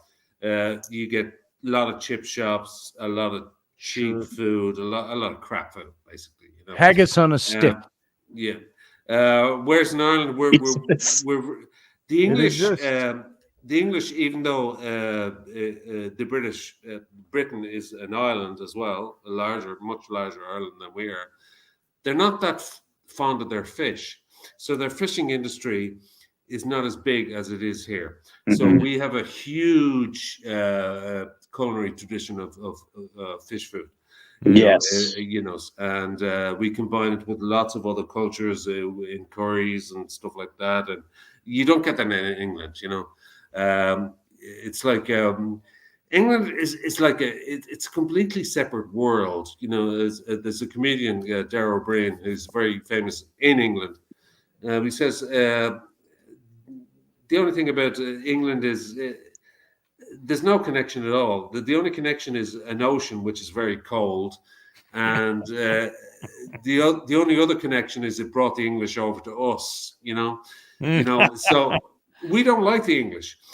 We don't get on together. We don't get on. That's an understatement. It's individually. I can like English people, but culturally, we're just like chalk and cheese, and we're just like a stone's throw across the way from each other. Yeah, you can see. We get on better with the Scots. I mean, the Scots are like the Scots have been fighting with the bloody, I always think of Britain as like Scotland, Wales, and England. And Wales is like the traumatized child in the center. Say you have 3 kids, and Wales is like in the center of the back seat, getting bullied by the other 2. Yeah. So Wales is the Welsh middle kind of go child. with whatever side works. And Don't, if you're Welsh, don't take offense to that. yeah, and the Scots Sometimes are with like the Scots, going sometimes nuts with like the the English. Irish, because the Irish are very emotional and very demonstrative, and we speak a lot, and we tell stories, and we do this and we do that, and the Welsh are like, shh, Just keep quiet. Keep quiet. So now, do the Irish and the Scots? Do you guys understand each other? Oh, absolutely.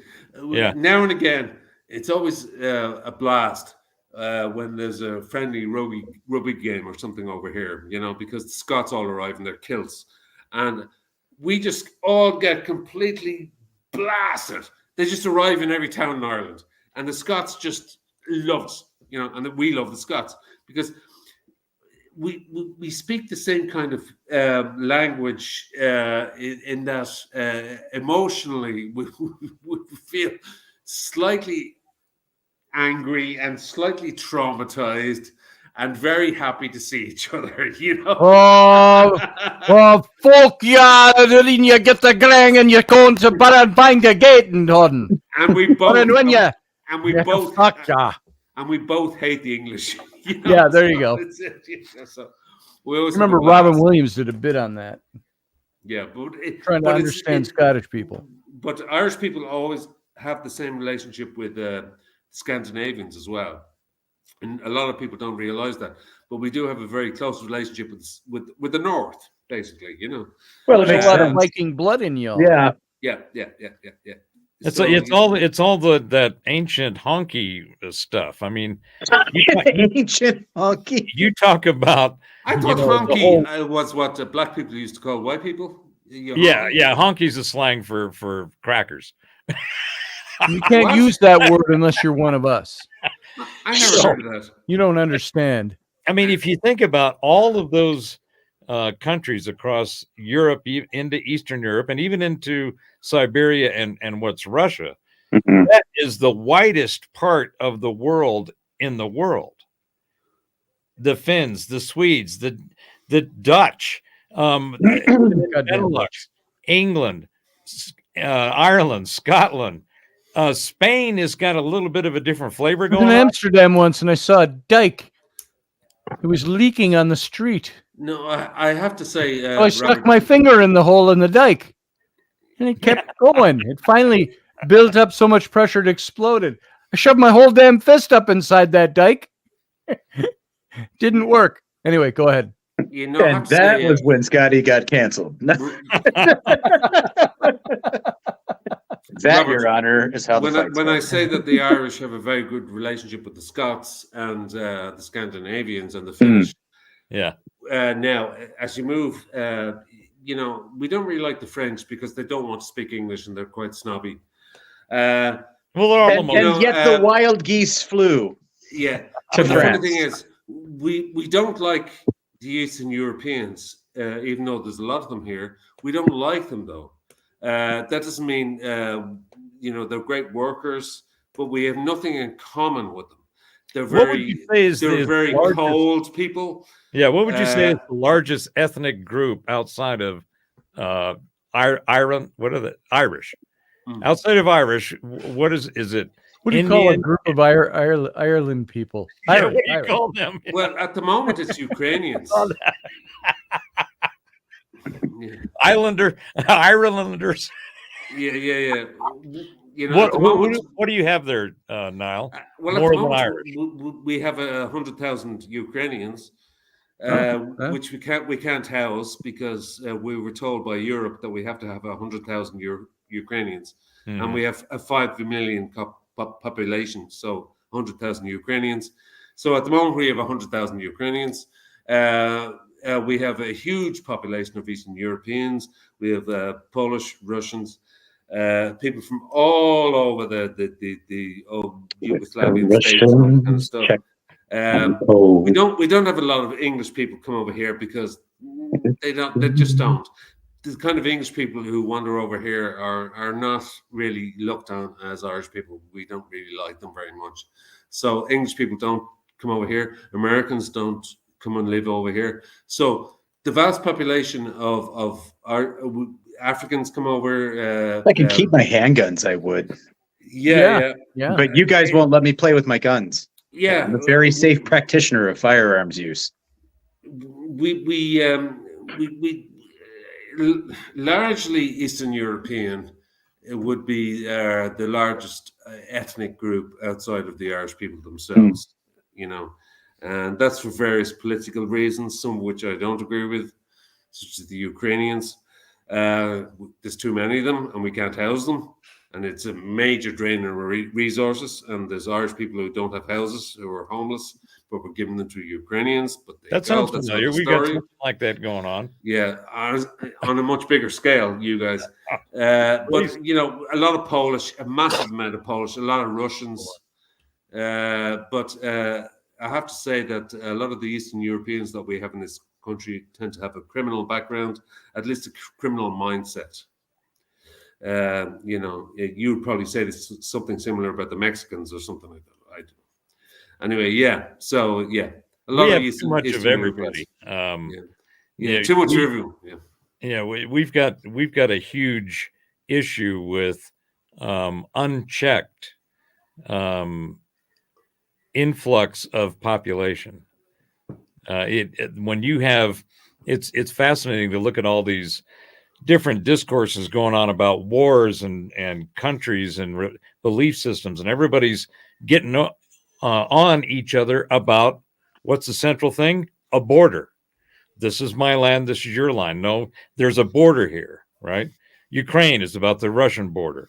The Gaza-Israel thing, it's about a border and a place that people have stepped out across the border.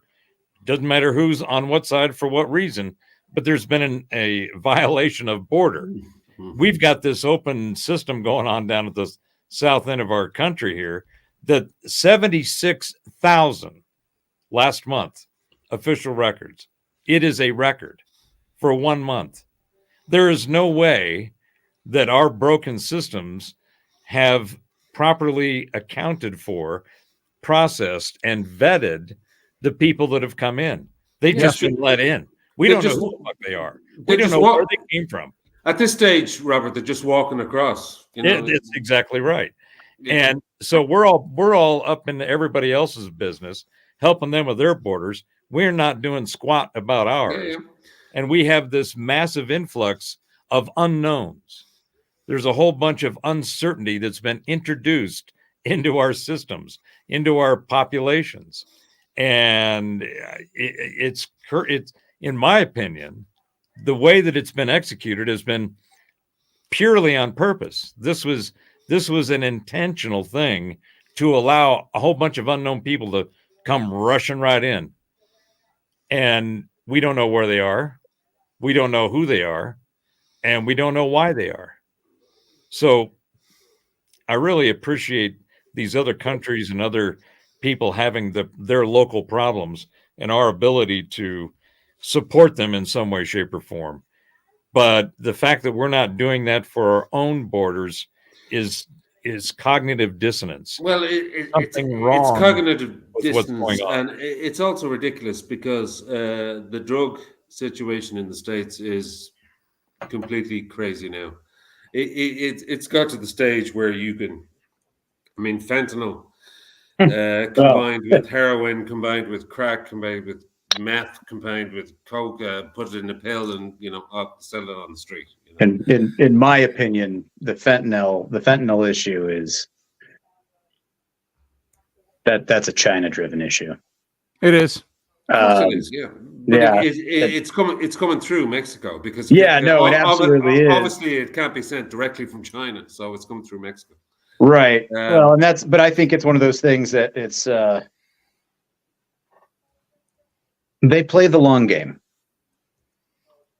They play the long game, and they try to find ways to whittle away at stuff, backdoor things, find different ways in, to have influence, to et cetera, et cetera, et cetera. And yeah, that's a that's a compounded problem with fentanyl. The best way to take down any organized system It's from within, either politically, governmentally, socially, is from within. Mm-hmm. And when you look at the actual facts that are documented, certified government documents, and you see what the government, the agencies and institutions of government, from the legislative and the executive and the judicial, but then you got all these extracurricular institutions that are intelligence agencies, and there's 20 or 30 of them that have spawned themselves out of the original CIA that Truman put together back in 47. And when you look at the documents that they have produced, like MK Ultra, it was a fact. Operation Northwoods, that was a fact. The Brookfield or the Brookings Institute document, fact. The fact that the CIA has been involved in guiding the media for decades, and they have it in their own documents. Yes, it is. And the sad and thing you look at it, and you go, okay, so why has this been allowed to continue? And the strange thing is, Robert, is that the Americans have lost their standing in the world. America was the great empire, the great superpower. Well, it still is. The problem is it still is, but it's not viewed that way. Well, our credibility has been shot because of the idiots that are running it right now, and the system that they use to administer the responsibilities that they've been given. But it's also because of the border issue as well. Well, the ideology is so screwed up. That's why we have this border problem that I just talked about. It's why we have the drug problem we have. It's why we have an education system that doesn't work. It's why we have all of these new letters that are added to this identity crisis and victimhood thing that's been crafted. We've been infiltrated with complete absurdity, and so much of it that it is everybody else around the world. I mean, I don't know if you've seen what's happened down in Argentina, but they just elected their version of Trump. And what did the guy do? He pulled a Musk. He went in there and he did what? He pulled a what? He pulled a Musk. Oh, yes. When Musk bought Twitter, he went in and whacked 80% of the resources. And 2 years later, they're turning a profit and doing better, got better numbers than they've ever had. Yeah. So this guy in Argentina, I think his name is Milei or Melia or something like that. But yeah. He went in and he's axing all these government institutions and departments. Is this the fascist guy? He's basically a fascist. He's not a fascist. Oh, he's the opposite. He's the opposite. No, I'm thinking of somebody else in South America. We're not talking about Trump, who's a dictator, and Hitler, not a fascist. Okay. By the way, everybody that's singing that tune needs more cowbell. Yeah, I mean, right. It's just no. Be this absurd, repetitive noise that goes on. Is that when you get somebody who has responsibility over an infrastructure that isn't working, and they go in and they immediately make changes, and it works better, and especially if they remove a whole bunch of stuff and don't replace it, the redundancy and the corruption in that redundancy of all government institutions across the planet is deep and it's wide. And when you need somebody that's got enough cojones to get into a position of responsibility and authority to go in and say, I'm cutting this crap, period. You're out. No more funding. No more of your bullshit and your bureaucracy. You raised a good point. What's needed. And you're not getting it with what we have right now. Running this country. That's why is a bunch of puppets. There's a whole group of people behind this old stick figure that they prop up in front of a podium that's actually running everything. He's not doing squat. I mean, there's not anybody that can't look at or can look at him and say, well, now he's got his shit together. Nobody. You can be autistic and you wouldn't say that. Okay, well that's a very good point. But I will just, I know Scotty probably wants to finish up in a minute, But I will just say, from a European point of view, looking on, there are things about Trump that I can admire, in inverted commas. His his big balls approach. I'll take on the world, and the America first, and that it's propagating that American empirical kind of thing that you guys need. Well, But it's the American but at the same spirit. time, there's a lot of things. There's a lot of things bad about Trump. First of all, he's immoral. Secondly, he's not a politician. Actually, that's a good thing. You see, now that's the problem. We don't need politicians. Politicians are the ones that have fucked shit I was up. going to say, thirdly, he's not a diplomat. He doesn't have to be a diplomat. He's a businessman, and He's that's a another businessman, problem. which he People knows don't how think to about. negotiate deals, and Yes. this is the tack he took to being president. Yes, This is why he had a good relationship with Putin. He had a good relationship with everybody. Kim, Jong Il Kim, Jim Il Jong, Little Rocket Man, he called it. Yeah. He had a good relationship Kim. with these guys that are rattling chains now, because he knew how to, from a business angle, put I the still think stocks on. morally he's very dodgy, though. Morally is very. I don't think so. I think that's the propaganda about him. How do you know? That's Yeah, how do honestly, you don't know other for than You what know you're by told? how he talks. He talks like a straight shooter. No, he talks like somebody who's very fond of himself. Well, if you're going to be in that position, if you're not fond of yourself, you don't need to be in that position. That's right. Well, I think, like you look at Biden, he has a that's fake not humility. necessarily true. Yeah, I mean, you can actually. I mean, Trump cares about nobody except for Trump. And I think that see, I would say, Niall, and I don't mean this to insult you. When I hear Americans talk that way, I said, you have swallowed the hook, line, and sinker of the left. That's That's right. exactly what they want you to do you think really about think he's Trump. going to get in again? Because Absolutely. I think he is. well, I have no do opinion agree. one way or the other. I think that Biden has been very weak, He has been. and also he's too old. So I can't see anybody else coming up. So I mean, Well, Trump's only a few years younger than Biden. But Yeah, he's but in it's the age better thing. shape. It's the, Trump's still mentally there and is cogent and Yeah. conscious and but Right. he's not as frail as Biden is. So he's a bit more vibrant. But I mean, I don't know. I mean, I think it's like he's the got so old many line court from cases against him at this stage. It's a joke. I you mean, know what's it's really like- interesting That's though all is made up now. most of those court cases have All all made been up. opened by the same guy who has actually been trying to push his own presidential run and doing it very quietly. yes. Yeah. Which it's like It's like the old line from the movie The Usual Suspects, which has become cliche. The devil's greatest lie was getting everybody to believe he didn't exist. Yes. Now, you take the converse of that with Trump.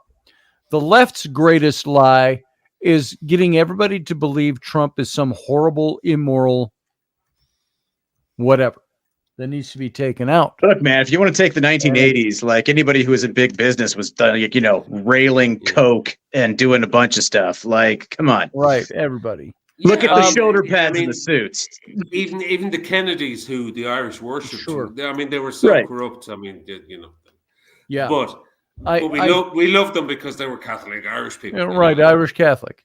But And I think Trump, he's a businessman. I don't have an and that's- argument with Trump per se, but I've kind of looked at him enough times and I've seen his actions, and I don't think he's as smart as he thinks he is. Number one, Smart enough to be a billionaire. How do you quantify that? This guy's made his own money, and if you think about it, Niall, and go back and look before Trump decided to run, all the people that don't like him were his best buds.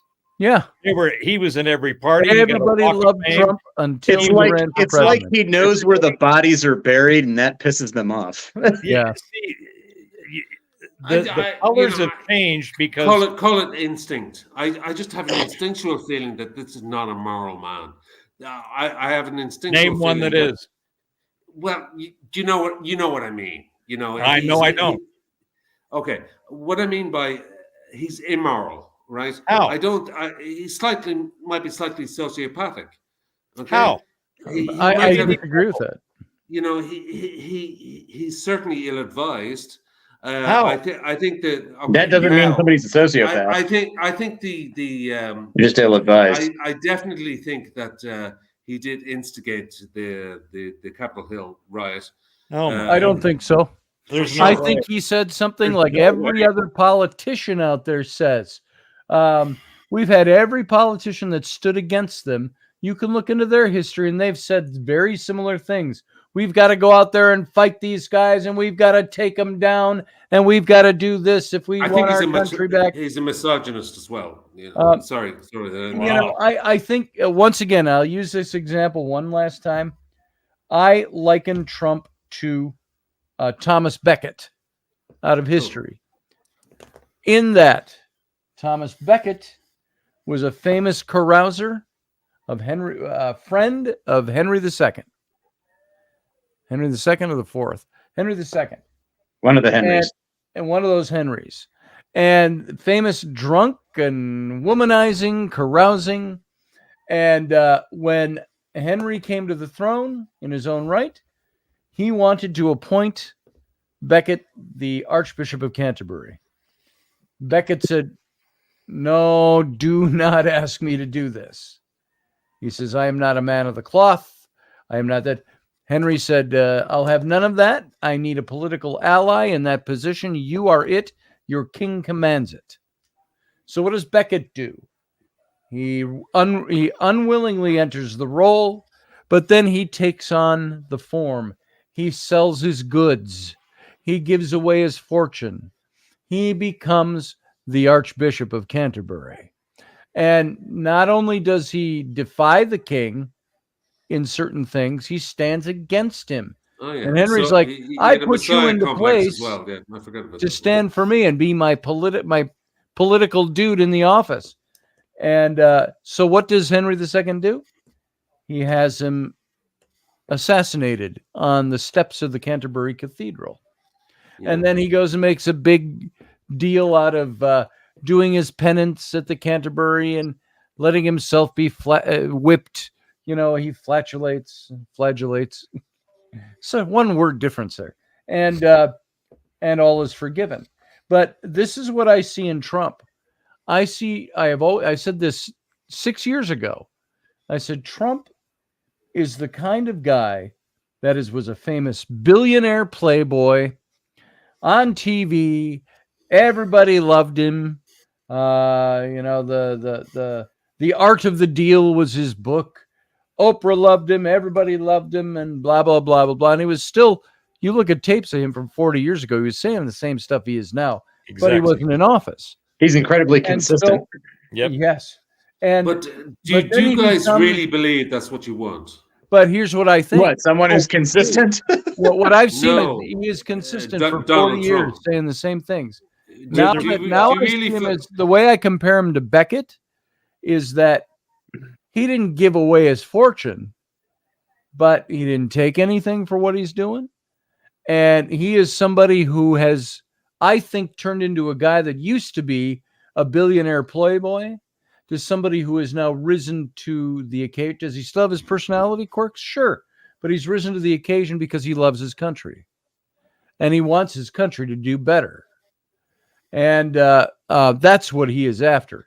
Maybe that's and what as you somebody need. who I don't supported know. him, this is what I see in him. Because I don't buy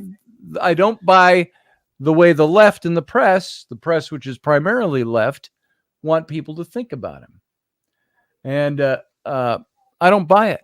And because they can't get the people to think that way about him, what are they doing? They're now trying to take away his fortune because he is not somebody who kowtowed. They couldn't take him down politically. And so what are they going to do? They're going to try to take him down one by one. They're trying to chisel away at his fortune so they can make him destitute or put him in jail. I wish you guys the best of luck. I personally, I see a man who's kind of morally destitute. I think he's a misogynist. I think he's arrogant, ignorant. I don't think he's I don't think he's read a book in his life. I don't think he's a very.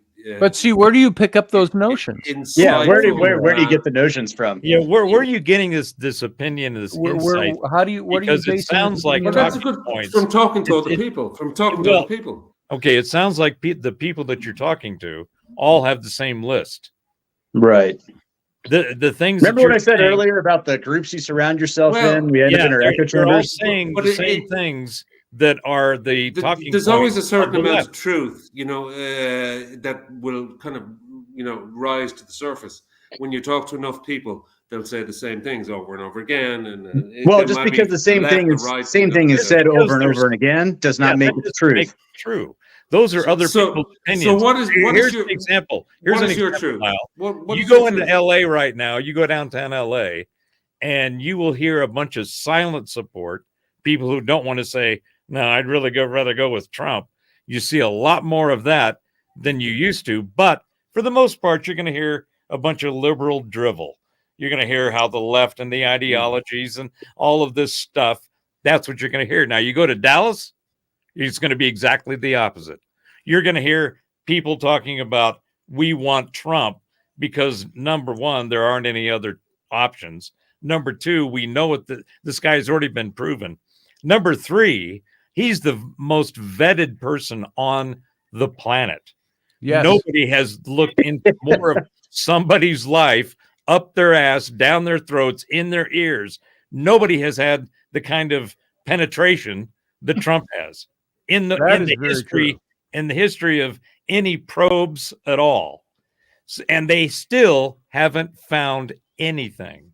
There's everything that you're hearing right now in these legal systems is a bunch of hearsay. It's a bunch of intent by words. Even Jack Smith, who is leading the major Washington, D.C. trial against Trump right now, hasn't even charged him with insurrection. You know why? Because he can't. It's not there. There's no proof of it. And so, but everybody says he's being tried for insurrection. No, he's not. Here's a perfect example of what I just don't like the guy. A minute ago, And that's okay. That's fine. They're trying to take all of his assets. Here's the thing that you got to read the court documents. There was no trial. Number one, the judge made a summary decision. That's in the other trial going on. Yeah, I'm talking about the property guilt, the property trial. There was no trial by his guilty. Yeah. There was no trial by a jury of his peers. There was no defense presented. The judge made an immediate determination of guilt because of looking at the evidence himself, and moved right to the financial. Yeah, and then they brought in. Everybody was asking, well, you're saying that he screwed the banks on overvaluation of his assets. No, the banks screwed themselves on that because they lent him the money. The banks came in and said the banks didn't do any damage. We made money off of it. And they do it with him again.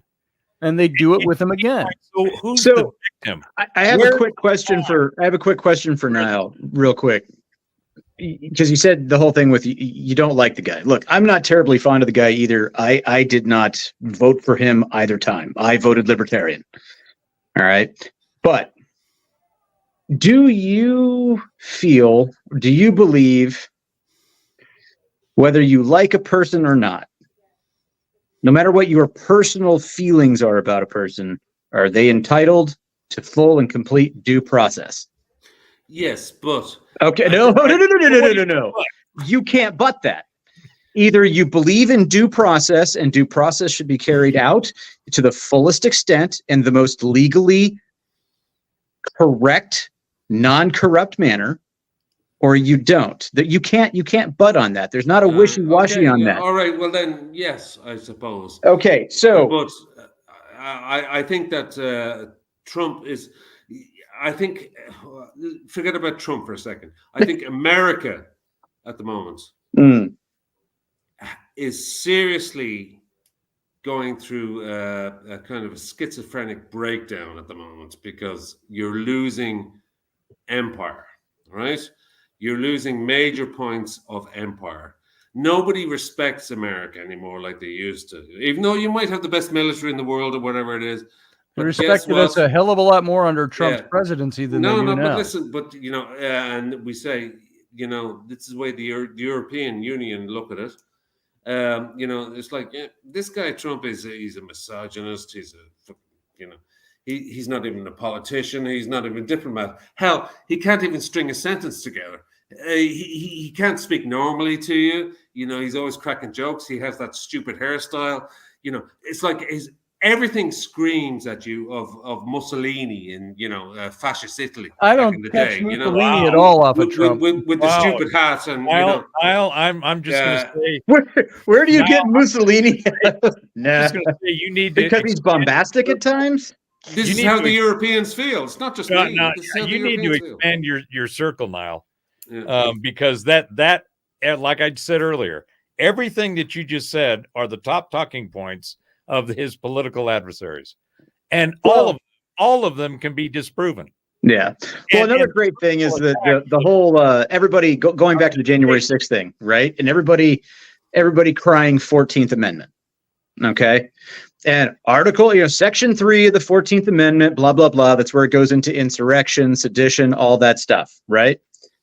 What everybody loves to do is scream Section 3, Section 3 of the 14th Amendment, but nobody likes to look at Section 5 of the 14th Amendment, which says Congress shall have the right, basically, to enforce everything within this. There has been zero legislative anything from Congress to make Trump. That's because what they're also missing is that the 14th Amendment's context was post-Civil War. Right. It was There's that too. Personalities and politicians and Which is the military debate I've been generals having with Christopher that Titus, by the way, on fought his for the South. So they're just saying. Let me put it another way, because I know I don't understand the American system, but when push comes to shove, is Trump a man you would trust? Yes. Yes. I mean, fill in the blank. 100% trust. Niall, there's no one. If you think that you can trust any politician in any country from any party, he's not a politician. No, okay. Anybody who's running for political office, there's a whole bunch of people. In fact, the guy that just won Argentina has never been in politics. Never. He's a economist, right? He's an economist. I mean, you've got countries. New Zealand fell. Australia changed theirs. The people that have come in have not been career politicians. And that's exactly what's needed. If you think you got to have a politician, then you're already at the wrong starting point. You need somebody who's outside the system, somebody who has a skill set, a talent stack, a capability, a track record of being able to establish goals and achieve them. And that's like Trump. Everything, most of what you have said about Trump are all personal dislikes. We had said very often in his first term, you haven't said people would anything complain about him, and they'd say, well, I'd say there's a big difference here. Trump did not run to be the feel-good president. I'm going to make you feel good. No. Trump ran to be what we called the GSD president, the get shit done. Oh, president. I thought you were going to say German Shepherd dog. So. No. You could apply that. And that's what he did. But would you say that Trump represents a resurgence of the American empire? Because this is something I hear again. You keep again. you keep using the word empire. We don't have an empire. The British had an empire. The French had an empire. The Portuguese had an empire. Or we don't have a world power, superpower. We are, regardless of how dented we are. Why are there record numbers of people coming into our country, aside from the crime? And on top of that, if America went under, what do you think would happen in the world? America still is a superpower. There's just a perception that our leadership is taking us down. Yes. America's as much a superpower as it ever was. Well, it is true. We just got faulty leaders in right now. Yeah, I think that is true. Yeah, faulty leaders in it right now. I think. So you're talking about perception, world perception. Yeah, and the world perception was much brighter under Trump than it is about America than it is now. Yes, but that doesn't guarantee that it'll be the same the second time around. Doesn't guarantee that it won't think be. It will be because they're going are even better.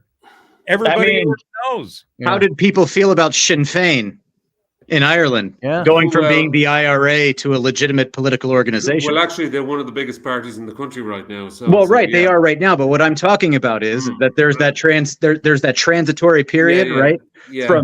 From being a revolutionary or a terrorist organization, depending on what perspective you're looking at it from, right? To being a legitimate political thing. And it took decades and decades. Right. There's always things in there that you have to figure out. Oh, well, are we going to let Sinn Féin try to run for whatever for a second, third year, whatever this is? Do we want to do that? Can we trust them? How's it going to turn out? I mean, how do I know I'm not going to walk outside and I'm going to have a car bomb go off? Yeah. That's very true. I mean, it's like that with anything.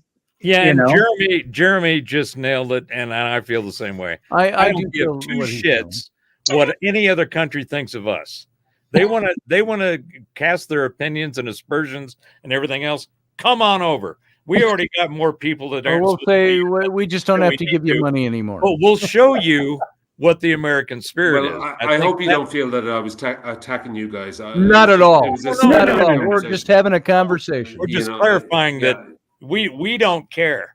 If I get loud, it's because I'm half deaf. And it's like, and Niall, what I would like to see is is there no alternative to Trump?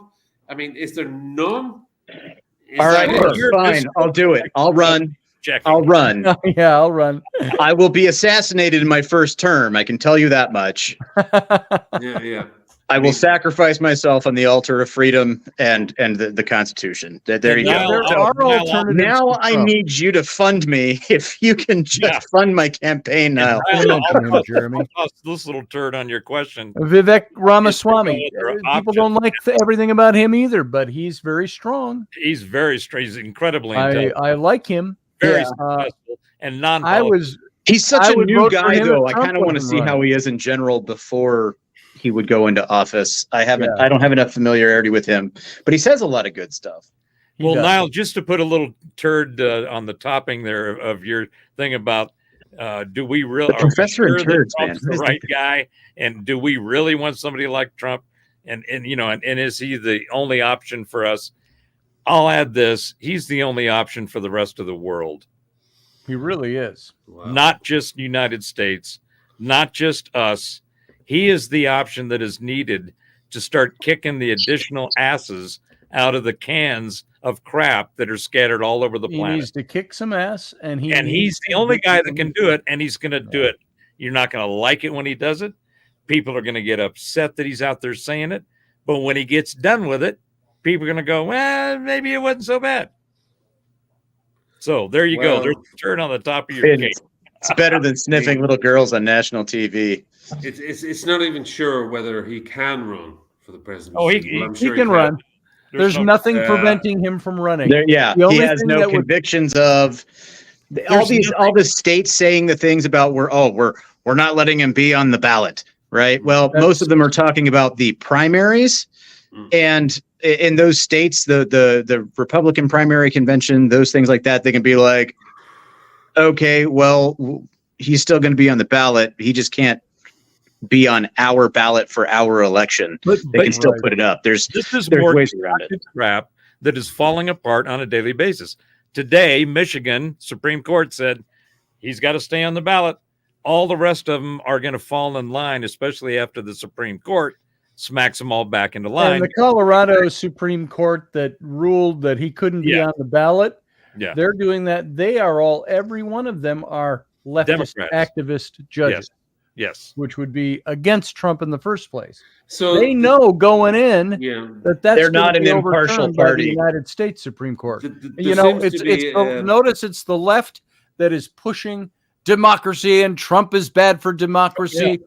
Trump is going to destroy democracy. What are they doing when they're telling the people they can't vote for who they want to? They're destroying democracy. Was it Colorado or was it someplace up in like the New England area that said that, you know, Trump's can't be on the ballot and you can't have him as a write-in? No, yeah, that was Colorado. you enforce you can't that even one? write him in. That was RFK Jr. for the Dems. It's like, how do you even? How do you do that? That's how you Remember- prevent the you- people you- of the United States in a free You get election law. from writing in whomever. remember they earlier want to on, have, 'cause you can Robert- write Mickey Mouse in if you want to. wasted Robert, vote, you were but- asking me what I dislike about Trump. And What I was I saying, named a my couple. observation is that everything you've said so far are Mm. personality traits. Yes, but just let me finish. And there's one more. I don't like his smugness. You know, And Personality trait. If That's there a is personality thing. well, yeah. he's the leader of a of a country, a very powerful country. You can't be smug. He always walks around like Mine he too, owns- Jeremy. like he owns the fucking trees, around him. Well, here's the thing. Would you and the thing rather is- have a leader that is of What does that supposedly remind the you most of? What does powerful that remind country you in the of? world? Is that leader supposed to be, should that leader be a little, hey, fuck y'all because I know what I'm doing? I want That's what somebody I with like attitude. about Trump. No, Yeah. it's an attitude. It's an attitude problem. Yeah. He would be. I mean, Or it's an attitude asset. Psychology. It works all from Very top smart. down. It works. In every aspect of life. If you see somebody who looks like a smug bastard walking across the road, you say that's a smug bastard, and chances are it's going to be a smug bastard. You might Niall, like him. you're not realizing the importance of what you're discounting. Steve Jobs, Jack Welch, Elon Musk. Every one of these guys have very similar personality and character traits. They're strong-headed, they're bull-willed, they'll say whatever the fuck they want, and they'll do whatever they want their way, because guess what? They're successful when they do that. Do they rub a whole bunch of people the wrong way? Sure. Absolutely. Most of the people that get rubbed the wrong way have an oversensitivity problem and should probably self-examine why they feel so emotionally triggered by somebody's personality. Because at the end of the day, the people Or by a song. the people that get shit done have all the characteristics that you're talking about you don't like. So do we want somebody who can get something done? Yes. As Trump Okay, did. here we go. Here's another example. And did he do it the first 4 years? Yes. Do we want more of that? Even more so, because the Even guys more so that have been now. there last 4 years have not only screwed it up, they've created a huge mess that has to be cleaned up. It's going to take a businessman, not a bureaucrat, not a politician, somebody who understands processes and methods and can look at a balance sheet and understand ROI, because none of the people that are running things right now they don't know, they couldn't even spell ROI, let alone know what it means. Don't you think, though, it's extremely unlikely he'd get reelected? No, Oh, You know. no. And if he I if he think does, it's more likely now than the first more time. likely every day. don't you think it's more than likely if he does get re-elected that we'll be just like, oh my God, what a fix? No. It's just after everything A he's bunch been of people accused who of. are on the left, who you are hanging out with, clearly are going to feel that way. Sorry about that. But there's a whole bunch of people on the other side that are going to be putting a whole bunch of positive energy into that movement's forward. It's the people on the left, and I really encourage, I love you, Niall, but you're hanging out with people that are just, they're brain staining. They don't know what they're talking about is with what it the comes talking down to. points. You've got a But broad they're number. Americans. Reality. They're Americans. I mean, They don't know what they're that talking doesn't- about. Yeah, that would mean that- I'm not talking to other Europeans about this. I'm talking to Americans, and this is Oh, what yeah. they're telling me. This is Are what they're we telling me. divided? Yes. But Yes. the group of people that are complaining about Trump are about 30%. The people that are supporting Trump are 40 to 45%. And then the remaining 20% or so is a bunch of people, for the most part, they're kind of quiet. And all the polls and all the stuff it keeps pointing to, this Biden guy, he was supposed to be bring the civility and the Oh, normalization yeah. and all this, statesman bullshit. He brought none of that. He screwed everything up. And now the people that said, yeah, maybe Trump was a little rough, Yeah, I'm getting really upset about those mean tweets. He spent how many days in his first day, in the first, year in office? How much time did he spend, and how much ink did he use to undo all of the His executive goal orders was that his Trump goal put into was place to that undo he the is Trump now walking back, and they're just reintroducing it under Yes. some sort of new Biden plan, because like problems with the border, like the professor alluded to earlier. Well, he didn't just allude to it. He's just straight up called it how he saw it. A lot of those things now they're sitting there basically walking their actions back and repackaging them and repackaging it and rebranding it. So now it's like, oh, cool. What was a Mercury is now a Lincoln, like, look, man, a town car is a Grand Marquis is a oh God, what was the squad car? Ford Crown LTD. Vic. Crown Vic. They're all the same damn car, but they have different badging on them. Just to end this, because I have to go now. But if I was to say, apart from the left people, as Robert was referring to, so-called left people, Americans I've been speaking to, there's also a huge number of American people I've been speaking to who say to me, you know what, no, we don't like him, but I think he's the best thing for our country at the moment. Yeah. Which to me is kind of like a slightly schizophrenic way of looking at it. It's like, we don't like, the president, but he's the best thing for us. I can see that, but it's like Patton in his Third Army during World War II. The man could not run his mouth. He did all kinds of stupid things in terms of the public and things like that. Yeah. But you know what? We needed him there. We wouldn't have broken out of Bastogne and continued across the Ludendorff Bridge with the 291st Engineer Combat Battalion if it hadn't been for Patton and his audaciousness and his drive and his I don't give a fuck. I'm getting it done. Pretty much. Plenty of people didn't like that. Plenty of people in power didn't like that, but they understood this is the guy we need for the job at the time. And you see that throughout history. I mean, I think Scotty and Robert have both said about that there's been plenty of people throughout history that you may not like them, but they're the person that you need there. They're the ones that you need in place. We'll see what transpires, but the world is watching, Oh, we don't care. They are. But we don't care. We got our own shit to clean up. Everybody else has got their own shit they should be looking at in their own backyards and not worrying so much about us. Because pretty much we will do what needs to be done at the end of the day. Oh well, hopefully. But these you guys over in Europe, you got a bunch of problems going on over there. We've got huge problems. So y'all. So go now having said that, y'all, go and have a cup of coffee. Coffee flavored coffee. Coffee flavored. Personally speaking, I think this has been a very engaging conversation. Yeah, I hope it didn't come across as an arrogant arsehole or anything like that. No. So it's always great to talk to you guys. And wow, how long have we been on, Scotty? About 3 hours at this time? Oh, too long. Holy moly! I should have been off an hour ago. We'll see what happens. I'll Here, talk to you soon, all right? Before you go, I've got a little thing I want to show you here. If I can get it loaded up fast enough for you. Let's see, where'd it go?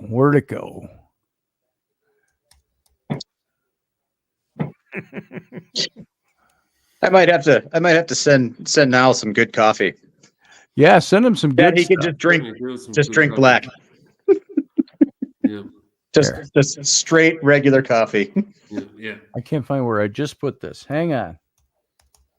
There is a significant chasm between the two major ideologies here in the States, and it's close. It's scary. As close as it's ever been since the last Civil War to a civil war. But the problem is that's not going to happen. The people that are making the most noise and complaining the most are a minority. And the people that want to have some kind of semblance of how we used to do things and how we used to look at things are a majority. And people have gotten to the point where they went, we've seen enough shenanigans. We've put up with enough, nicey talk. But it's now, that's a good one. That pretty much describes most Trump voters. Yeah.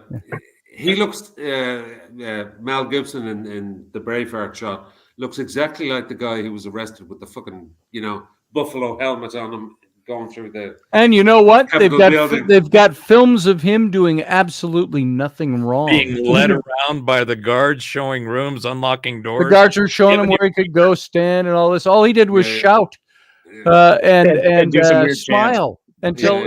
And there's actually videos of him telling everybody else, when we go in here, act right, act orderly, act peaceful. He didn't do anything. Yeah. Okay, but that's a very much generalization. I happen to know that there's one very he's famous in heavy metal circles. A guy called John Schaefer from a band. He was released too, by the way. Yeah, and who was the musician? Musician was John Schaefer, and he was part of this right wing group, and they all went in with bear spray, and pepper spray, but bear spray, and they were filmed in the lobby, taking out their bear spray, and they sprayed in the guard's face and all that kind of stuff. So there's no doubt that there was a group of.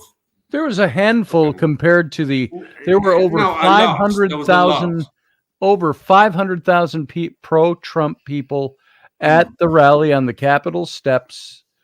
Only about 100 to 150 of them rioted. Yeah. And they were the extremists, and everybody else went home. And the other thing is you don't 500,000 people. Who would have thought that they could have taken over the Capitol with no arms? There was no guns. And I just heard a good point. I just heard it put this way today. It's like, just today or yesterday, they said Trump was actually the person in power on January 6th. When has anybody ever led a coup against his own government? Well, I'm glad you said that, Scotty, because I'll definitely let you go out. But somebody you all know on this channel, but I'm not going to mention his name because he hasn't been on for a while. But he said, "No, do you realize that Trump could have led a coup d'etat on that day?" Sure. And I was like, "Really? Oh, yeah. He could have, and even if the generals and the military disagreed with him, oh yeah, and if they violently disagreed with him, well, he could order them all shot." I said, "Really? Would he have had that power?" He says, "Yeah." It all depends on if we were in a war status or not. Every American citizen has a right to. No, what I mean is, if the military denied, if he said, the military could have shot him in a conflict, they would have had to go up for trial. Every American citizen has a right to jurisprudence, or our system of jurisprudence, which is due process. Yeah. And but it doesn't matter if they was led an that insurrection or not. Trump could have had a coup d'etat with the military on his side.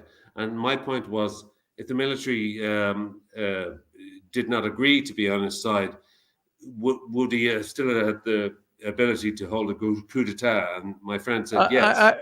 I will tell you something. If he was trying to persuade the military to be in his coup d'etat, we would already know about that. Yeah, there would be so many singing individuals on that, because there were people in the military that didn't like him. So I'm going to tell you what, Trump, if he had the military in his pocket, that's a conspiracy theory in the theory category, because there's no way he could have had that and either not had the coup d'etat or not been found guilty already. So, interesting point, though. All right, guys, I'll let you go. There it is. Sorry. Forgive me if I offended anybody. No, hell no. No, Niall, I love this. You were juicy red meat. Thanks very much. Thanks very much. I think you were our chum. Phrasing. No, that's the next channel I'm going on to. Yeah. It was a lot of fun, Niall. No, nobody should take any offense at anything you said.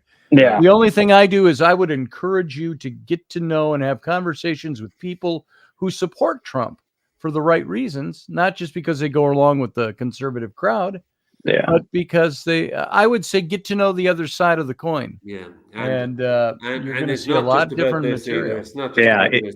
It's not it's just about this. It's good. Yeah. It's good to red team things. And I'm putting this in a way that you being on a more liberal side.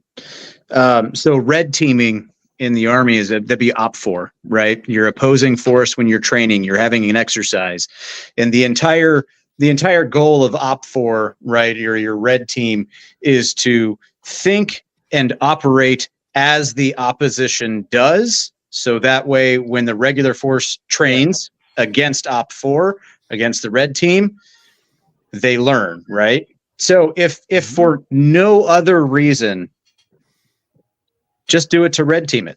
So you can figure out how the quote unquote enemy thinks. It's like the enemy within, or the psychological profiling of somebody from the other side, or another way of thinking, another ideology. I do draw judgments against Trump. I've outlined them, but as Robert and Scotty have outlined, a lot of them make me sound kind of superficial, and No. I just don't like the guy. All it sounds like to me, Niall, frankly, is that he's somebody that you've watched from afar and you've chosen not to like, based mostly on the reinforcement of those who don't like Trump, who are mostly predominant in the press in the United States, are pushing that narrative. Yeah, and perhaps. You talk like somebody who's outside the country, who doesn't really have a finger on the pulse, because you haven't really needed to. Yeah. Can't fault you on that. I would say if you want to find out what the other side is thinking, I can give you some places to go look, and you can make up your own mind. I'll let you know, but I mean, I certainly wouldn't be alone in Europe. In fact, you could speak to anybody in Europe. You'd be hard pressed to find anybody on the streets of Amsterdam or Dublin or anywhere who has a good word to say about Trump. And I would challenge them to say, how do you know what you think you know? Yeah, I know. Yeah, and I do think that sometimes a picture paints 1,000 words, and I sometimes I look at that man, I look at his stupid hairstyle. But a picture can be edited to say different groups of 1,000 words. I look at his smug way of walking across the tarmac, and I think that guy is the worst thing that America needs. That's the last thing he needs. I even look at, he has golf courses over here in Ireland, and I look at him at the golf course, and he has, he insists that everyone stands like 50 feet away from him when he's taking a putt. And I'm saying, what a dick, and everything screams, I'm not a very smart guy. We went to get Sean Astin's autograph on his book, and we had his handlers telling us we had to stand 20 feet away. That stupid thing that he did, where he walked across the road with the Bible held upside down, it was the most ridiculous photo. That did not happen, Niall. No, that did not happen. The drinking bleach didn't happen. The Fine People hoax in Charlottesville didn't happen. See, hold on, wait. Walking across to the church didn't happen. That happened. No, he did. He did hold up the Bible upside down. No, it did not happen. It didn't happen. Check it out. Well, Look for the original photographs. Mm-hmm. In fact, there's a list of 20 hoax, a lot of which Niall has gone through, but most of, and Niall, I wasn't thinking or suggesting that your position on Trump is superficial. What I said was that it's all personality based. Mm-hmm. It's not about the results, the policies, the actions that he actually did that benefited a whole shitload of people. But there's a list of 20 hoaxes, and it's even longer than 20. They stopped at 20 because it almost becomes a laundry list of bullshit. But every one of the things that you've heard about Trump as being a hoax or as being something that he did, the only thing that's been verified is grabbing him by the pussy. And that's like, well, okay, that's locker room talk. And how many guys haven't said something like that while you're, with a bunch of other guys. But Dude, outside, how many women haven't said something like that? Come down to a motor pool I with would female say, mechanics. I would I'll say, tell you Robert, what. I would say the vast majority of guys wouldn't say anything like that, even in a locker room. I mean, again, That's not to down to condone it. I'm personality. just saying. yeah, I'm not Yeah, yeah. condoning it. It's just the Uh, way. It's just general guy So talk. the It the wasn't Bible thing is a meant- hoax. The Bible thing was a hoax. Is that Yes, what you're saying? look it up. What Okay. was the hoax? What was the hoax on it? Whether they walked over to the old church or whether he held the Bible upside down. So there was two components. One was that he had everything cleared so that he could go take the photo op, and the Right. second was that the Bible was upside down. Neither are true. Go look at it. Wow. Okay, I'll check that out. If you just I'll take admit narrative, I didn't know that. if you like the fine people hoax, there's fine people on both sides of the aisle here. What's happened? yeah. They've taken and they've edited just the part that they want to use. It's just like They when don't take the whole statement, because I heard him talk about the whole statement. and he said, And I and went I'm back and looked at the whole statement. right after Not he what he said said. that. He Same said, with the bleach thing. talking about the Nazis over here. He specifically called it out and said he's not talking about that, but that's not the information or the clip that was given to the public. Right. So it's all been manipulated to try to create this image of this nasty guy. It's just And like, by the way, there are good people on both sides statement, the context that they never showed you, he was talking about the people who were against having the Confederate statues. yes, He's saying those people, he says, there are good people on both sides of this argument. He wasn't talking about the Nazis. no, But Yeah, they but made it sound said like he he was. Yeah.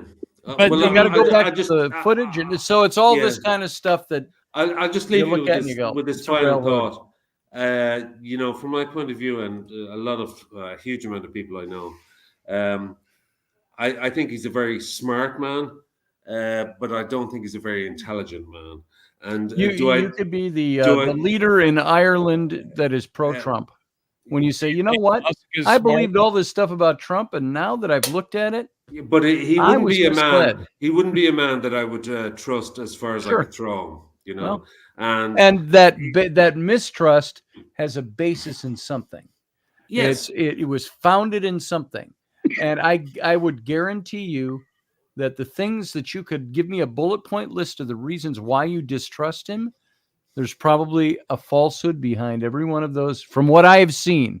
Yep. Trump is not pure as the driven snow. I don't think kids should go out and make Trump snow angels in the wintertime. I don't think Trump is, this glorious, bright, shining bastion of virtue. I don't. He's a businessman who became the president of the United States, and he's got a goal. He wants to make America better. He's the That's asshole. all there we is need. about Trump. He's the asshole. Yeah, he's the Asshole we asshole that need. wants to make America better. all right. So And, fix it. I'll leave So- you with this. What if he doesn't do it again? Who else is left? If, one or two. There's a hesitation there. I think you're putting all your eggs in the one basket. That's the problem. Well, I'll put all my eggs into a different basket once that basket comes along.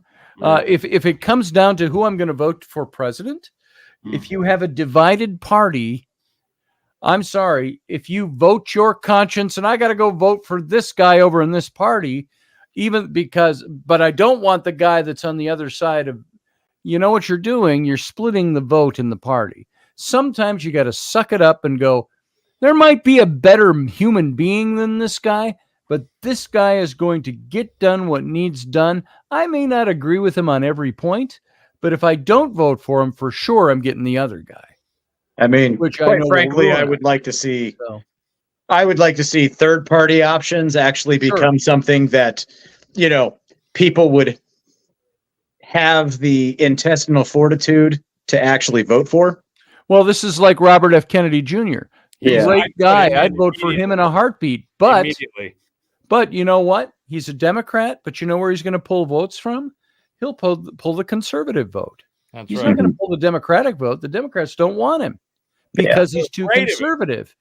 So he would pull conservative Well, voters. yeah. So what would that do? He's a Kennedy Democrat, The and people like who are voting Kennedy in the Democrat classic aren't term. changing their vote, but the Okay. people voting. Guys, I'm When going to you let have you more go. than one guy, so that's the way it works.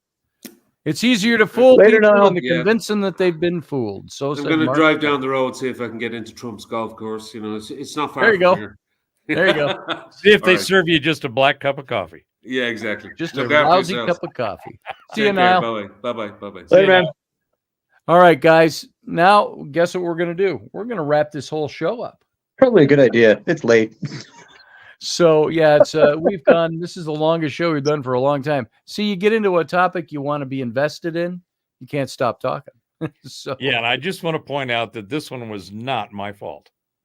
no, this was not Professor Bauer prompted. You cannot pin this extended session on me. Well, And obviously, it I- wasn't your fault. We weren't talking about AI. That's right. So, and I like the fact that Niall asked his questions and brought up his concerns. That's beautiful. Let's talk about that stuff. That's what people need to do, that so we can communicate about it. So anyway, there we go. Dialogue again. All right, Jason, have fun making your hat. However late you're going to stay up doing that. Yeah, we'll see about that. All right. Is that my hat you're working on, by the way? No, because I didn't have the fancy brim on mine. I didn't even get any of your hat measurement. Look, you and Wendy are like the worst people at getting any sort of hat measurements. Well, here, let's see. I can tell you right now. Shit, now I need to find a pen. Here, watch. Let's see. Go that way. Oh, So there and there, and so from there I can go there. And That's- wow, That's I'm not how that works. 24 inches around my head. I think I need a tape measure. Yeah, Or I heard Penman said to me, he says, if anybody has a problem, tie a string around your head, leave enough room for a couple of fingers in there, tie a string around, take it off, measure it. Yep. And you'll have your measurement right there. Yep. So Pretty simple, tried and true yes. way of doing it. All right, Professor, I'm letting you go. See you I'm out. later. Thank you, gentlemen. It was a great time. It was a fun time. Good combo, guys. All right, Jason, Ready, break. you have fun. You have fun sewing there. I'll get you my hat measurement, and All I got to right. get you a logo. How about Okay. that? Sounds good. I got a couple of days to do one now. Go figure. Right. All right, you have a Well, I good look night. forward to it. All right. See you, Later. brother. And everybody else, I want to thank you for being here. Thank you for being part of the show tonight. That ran a long time, longer than normal, but you know what? It was fun, wasn't it? We will do this again on Friday. Maybe not the same exact way, maybe not the same exact length of time, but we're going to do it. And you know what? While you don't have to go home, but you can't stay here because I'm shutting this down. Have a good night. Live long and prosper.